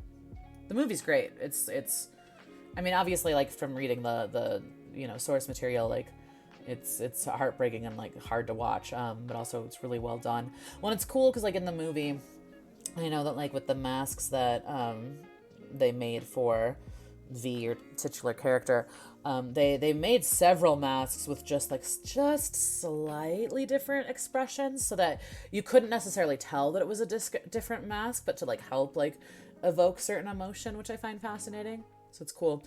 It's always interesting to me too to figure out a way to like effectively, which again, I've never read the source material, so I'd be curious, someone who has read the graphic novel, what they think of the film. But I would say that like it's effective in that it had, a deep impact in our cultural kind of understanding of media like this, right? But yeah, it's interesting figuring out a way to like effectively adapt a graphic novel or a literature of any kind to film, Let's see. So we've got publication history. I'm wondering how much I want to get into the plot of it, because I don't necessarily want to spoil things for people. Themes and motifs, I think, is kind of interesting. We'll see. Let's take a look here. Background. Maybe we can do a little bit of background. So David Lloyd's paintings for V for Vendetta in Warrior first appeared in black and white. In writing V for Vendetta, Moore drew upon a comic strip idea submission that DC Thompson scriptwriting competition rejected in 1975. The doll, which involved a transgender terrorist in whiteface makeup who fought a totalitarian state during the 1980s. Interesting. Years later, Skin reportedly invited Moore to create a dark mystery strip with artist David Lloyd. V for Vendetta was intended to recreate something similar to their popular Marvel UK Night Raven strip in a 1930s noir. They chose against doing historical research, instead set the story in the near future rather than the recent past. Interesting. V for Vendetta emerged, putting the emphasis on V rather than Vendetta. David Lloyd developed the idea of dressing V as Guy Fawkes after previous designs followed the conventional superhero look. During the preparation of the story, Moore made a list of what he wanted to bring into the plot, which he reproduced in Behind a Painted Smile. The influence of such a wide number of references has been thoroughly demonstrated in academic studies, above which dystopian elements stand out, especially the similarity with George Orwell's 1984. That's what I was going to say. It has a very 1984 vibe to it in several stages of the plot. It has a very 1984 vibe to it, and also I think it's because of the time period in which both of those take place, theoretically, it makes sense that they would be compared. I just wanted to see if I missed anything in here. Okay, cool. The political climate of Britain during the 1980s also influenced the work, with Moore positing that Margaret Thatcher's Conservative government would obviously lose the 1983 elections, and that an incoming Michael Foot-led Labour government committed to complete nuclear disarmament would allow the UK to escape relatively unscathed after a limited nuclear war. However, Moore felt that fascists would quickly subvert a post-Holocaust Britain. V, an anarchist, initially murders the members of the fascist government, but as the story develops, Moore deliberately made V's actions very, very morally ambiguous, with the aim that I didn't want to tell people what to think. I just want... Hold on, wait. I didn't want to tell people what to think. I just wanted to tell people to think. That's interesting. Moore's scenario remains untested. Addressing historical developments when DC reissued the work, he noted, naivete can be detected in my supposition that it would take something as melodramatic as the near-miss nuclear conflict to nudge Britain towards fascism. The simple fact that much of the historical background of the story proceeds from a predicted conservative defeat in the 1983 general election should tell you how reliable we were in our roles as Cassandras. Cassandra, in Greek mythology, was a Trojan priestess dedicated to the god Apollo and fated him to utter true prophecies, but never to be believed. Interesting. Huh, okay. All right, do we want to read the plot? I think I'm going to skip the plot just for the sake of if folks want to watch the movie, if folks want to read the graphic novels. I think we got a good idea of generally speaking what it's about rather than going into detail about what it's about. Let's see. Themes and motifs. The two conflicting political viewpoints of anarchism and fascism dominate the story. Moore stated in an interview that V is designed as an enigma, as Moore didn't want to tell people what to think, but wanted them to consider some extreme events that have recurred throughout history. I think, too, part of why I wanted to read about this is that idea right there, right? In terms of, the United States and our current government and in recent past with our government becoming more and more fascist, right? I think that it's I say more and more, but I think that the United States has had we've been pretty close to fascism throughout our existence. So I don't know. I think that media like this is really important, and in some ways timeless, which is neither here nor there. I think that existence in general is cycles of destruction and rebirth and destruction and rebirth. And so I think that unfortunately within human history, fascist states are such a common occurrence and a reoccurring reality. But I think that media and art can play such a huge role in the way in which we understand ourselves, you know? And ideally, I think that media and art can help us to try to prevent harm that is perpetuated through things like fascist states. I don't know. There's something about dystopian art and how I find it to be important in terms of the cultural implications and the cultural impact it can have. You know what I mean? This idea of like causing you to think. And it's interesting. He says he doesn't want you to like, he doesn't want to tell you what to think, but on some level, you clearly are, right? Like, it's like, I don't know. Art is interesting, isn't it? Isn't it just... Okay. Let's see. Adaptations. In December 2005, Warner Brothers released a feature film adaptation. I can't believe it was just 2005. I guess that makes sense. It's just like time. Time is weird. 2005, Warner Brothers released feature film adaptation for V for Vendetta, directed by James Mateague from a screenplay from the Wachowskis. Natalie Portman stars as Evie Hammond and Hugo Weaving as V. Hugo Weaving is brilliant. I mean, Natalie Portman's brilliant too. Alan Moore distanced himself from the film, as he has with other screen adaptations of his work. He ended cooperation with his publisher, DC Comics, after his corporate parent, Warner Brothers, failed to retract statements about Moore's supposed endorsement of the movie. Interesting. I didn't know about this. Let's see. After reading the script, Moore remarked, "The movie has been turned into a Bush-era parable by people too timid to set a political satire in their own country." Damn. It's a thwarted and frustrated and largely impotent American liberal fantasy of someone with American liberal values standing up against a state run by neoconservatives. Also interesting. Which is not what the comic V for Vendetta was about. It was about fascism, it was about anarchy, and it was about England. He later adds that if the Wachowskis had wanted to protest about what was going on in the United States, then they should have used a political narrative that directly addressed the issues of the United States, similar to what Moore had done with Britain. I mean, that is a fair criticism. Viridian, hi! Viri. If you have a chance and you want to go back in the VOD, we read about the color Viridian earlier, just for you, my dear. So once again, if people don't know Viri, I recommend you go check her out. But we read about your color because I wanted to learn more about it. So it was cool. It was cool learning about the history of your favorite color. Yeah, that was, I think, our second topic, maybe. We read about velociraptors first. But if you don't know Viri, you should go check her out.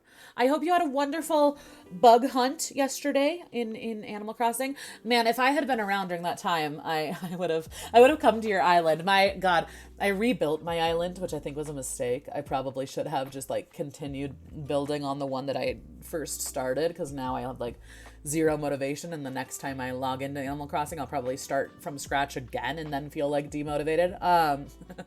But I next time you do a bug tournament, I want to come to your island. Let's see. Bromanda, gonna go hang with my dog. I'm sorry I didn't see that till just now, but Bromanda, thank you for being here. It was so good to see you. I hope you have a wonderful day with your dad. Yeah. Slept through my alarm, so I'll have to go back and see it. Yeah, for sure. I was gonna say, like, no pressure. But if you feel so inclined, do it. We're wrapping up here. I'm about to finish up here. We're reading about V for Vendetta, and then I'm gonna call it a day, just because I know this is kind of a short one for me, but I gotta go play Dungeons and Dragons. What can I say? I am very cool and very busy, obviously. If you do have a V topic and you want me to read about it, I'm happy to, at the very least, read the summary. I can't get too in-depth on something, but let me know. Let's see. Hard to find motivation. Haven't reset since day one, since said he wouldn't remember if I did reset. Yeah, see, I shouldn't have reset. I shouldn't have. I should have just gone, because my first island was pretty baller, but I think that's why I reset it, was because I was like, at this point, if I want to redo anything, it would just be easier to start from the beginning. I shouldn't have. I wish I could restore my old island, but I don't think that's possible. Wah, wah. Okay, let's see. We're reading about V for Vendetta, the graphic novel right now. Currently reading about the film adaptation and how Alan Moore didn't like it. He later adds that if the Wachowskis had wanted to protest about... Oh, right. Okay, I kind of read this, but let's continue. If they wanted to protest about what was going on in the United States, they should have used a political narrative that directly addressed the issues of the United States, similar to what Moore had done with Britain. The film arguably changes the original message by having removed any reference to actual anarchism in the revolutionary actions of V. That's interesting. An interview with producer Joel Silver reveals that he identifies the V of the comics as a clear-cut superhero, a masked Avenger who pretty much saves the world, a simplification that goes against Moore's own statements about V's role in the story. Co-author and illustrator David Lloyd, by contrast, embraced the adaptation. Interesting. In an interview with Newsarama, he states, "It's a terrific film. The most extraordinary thing about it for me was seeing scenes I'd worked on and crafted for maximum effect in the book translated to film with the same degree of care and effect." That, as the artist, like that's pretty high praise, and that is pretty cool. The transformation scene between Natalie Portman and Hugo Weaving is just great. If you happen to be one of those people who admires the original so much that changes to it will automatically turn you off, then you may dislike the film. But if you enjoyed the original and can accept an adaptation that is different to its source material but equally as powerful, then you'll be impressed with it as I was. Yeah, no, that makes sense. I think you have to. For the most part, adaptations, not even for the most part, there's no possible way that a film adaptation can produce the same art that was produced in a literary form. It's not possible, right? Because they're two completely different mediums. And then it's not to say that like not all adaptations are created equal. There are many film adaptations that are like terrible, and there are many film adaptations of books that are really good, right? But like generally speaking, I think this sentence makes a whole lot of sense. Like, if you enjoyed the original and can accept the adaptation that is different to its source material, but equally as powerful, then you'll be impressed. Like, I like that. I like that as an idea, you know? Steve Moore, no relation to Alan Moore, wrote a novelization of the film's screenplay published in 2006. Interesting. Legacy, the February 1999 issue of the Comics Journal, ran a poll on the top 100 English language comics of the century. V for Vendetta reached 83rd place. Wow. November 5th, 2019, the BBC News listed V for Vendetta on its list of the 100 most influential novels. Isn't November 5th? Remember the 5th of November? Right? Isn't that the whole thing? I think so. Anyway, cultural impact. Since the film adaptation, hundreds of thousands of Guy Fawkes masks from the books and film have been sold every year since the film's release in 2005. Time Warner owns the rights to the image and is paid a fee with each sale of the mask. Really? With the sale of each official mask. Capitalism, my dude. Capitalism, my dude. Anonymous, the internet-based group. Is Anonymous still a thing? Decentralized international hacktivist collective and movement, primarily known for its various cyber attacks against several government institutions, and government agencies. Yeah. Corporations, Church of Scientology. Yeah. I wonder if Anonymous is still a thing. I remember Anonymous being like this big deal in the early 2000s. Let's see. So Anonymous, internet-based group, has adopted the Guy Fawkes mask as their symbol in reference to an internet meme. Members and supporters wore such masks, for example, during Project Chanology's protests against the Church of Scientology in 2008. Although V for Vendetta did not pioneer the mask, only popularizing it, the link to the movie remained so strong it prompted Alan Moore to comment on their use in an interview with Entertainment Weekly. I was also quite heartened the other day when watching the news to see there were demonstrations outside the Scientology headquarters over there, and that they suddenly flashed to a clip showing all these demonstrators wearing a V for Vendetta Guy Fawkes masks. That pleased me. That gave me a warm little glow. That is pretty cool. That's really cool. Heard of it. I don't know if it's still around. Yeah, I don't know if it is either. Like I said, like I know early 2000s it was a pretty big deal. You would think, given the way in which like things like Facebook have like taken off in terms of like algorithm and the way in which they've kind of like influenced and you know, disrupted kind of like elections and whatnot, you would think that we would have heard about Anonymous in those contexts if Anonymous was still a thing. I don't know though. It's interesting. Let me see. Let me get some more coffee. Wet my whistle. It's a weird phrase, huh? Dark Wolf, hi, how are you? Salute. Coffee salute. Cheers. Reading about V for Vendetta right now. I hope you're doing well. It's good to see you. Just wrapping up good old Wikipedia with me. Let's see. So according to Time in 2011, the Protesters' adoption of the mask led to it becoming the top-selling mask on Amazon.com, selling hundreds of thousands a year. The film allegedly inspired some of Egyptian youth before and during the 2011 Egyptian Revolution. On 23 May 2009, protesters dressed up as V and set off a fake barrel of gunpowder outside of Parliament while protesting over the issue of British MPs' expenses. During the Occupy Wall Street is kind of one of those like times where I remember Anonymous being a thing. It's long enough ago now that I like don't remember. Plus that was like a pretty tumultuous time in my life, so like, you know, memories from traumatic times are not, they're kind of fuzzy, you know. Let's see. So during the Occupy Wall Street and other Occupy protests, the masks appeared internationally as a symbol of popular revolution. Artist David Lloyd stated, "The Guy Fawkes mask has become a common brand and a convenient placard to use in any protest against tyranny, and I'm happy with people using it. It seems quite unique, an icon of popular culture being used in this way." That is pretty cool. On 17 November 2012, police officials in Dubai warned against wearing Guy Fawkes masks painted with the colors of the UAE flag during any celebration associated with the UAE National Day, 2 December, declaring such an illegal act after masks went on sale in online shops for 50 DHS. Wow, interesting. Guy Fawkes masks also made an appearance in the 2014 Hong Kong protests and also in 2019. Real quick, I feel the need to figure out a little bit more about Guy Fawkes. I just want to like a TLDR about Guy Fawkes, which we'll get here somewhere. Okay, Guy Fawkes mask, but what about Guy Fawkes? Guy Fawkes the person. Why don't I just do this? No, is it not? Can I not? Here we go. Okay, so Guy Fawkes, also known as Guido Fawkes, while fighting for the Spanish, was a member of a group of provincial English Catholics who was involved in the failed gunpowder plot of 1605. Okay, interesting. Cool. There we go. That's V Week.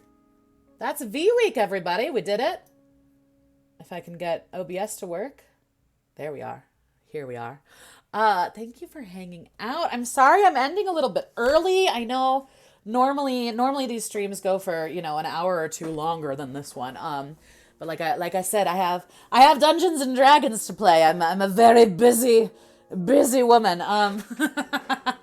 Very so good to see you, Darkwolf. So good to see you. Everyone else chatting and lurking. I know that Marley was here earlier and Fenaria was here earlier and Romandabler was here earlier. Thank you all for being here. It was lovely to see you. I will be back. When will I be back? I'll be back Tuesday for sure. Maybe tomorrow, depending. My week is a little bit strange this week. Normally I stream. I say normally. I try to hold a stream schedule. Let's be real. It's difficult. Tuesday for sure. I'll see you. And then Saturday, it's been so long since I've been able to do a proper Skyrim stream. So Tuesday for sure. Saturday for sure. Otherwise, I'm not sure. But that's the plan. What's a schedule? What is time? Time is an illusion. Very so good to see you. Hope you have a wonderful Sunday. Thank you again for being here. I will see you all Tuesday, if not sooner. Okay. I'm trying to find my end card. There it is. Love you. I'll see you soon. I'll see you Tuesday. Thank you again. Appreciate you being here. Goodbye. Have a lovely Sunday.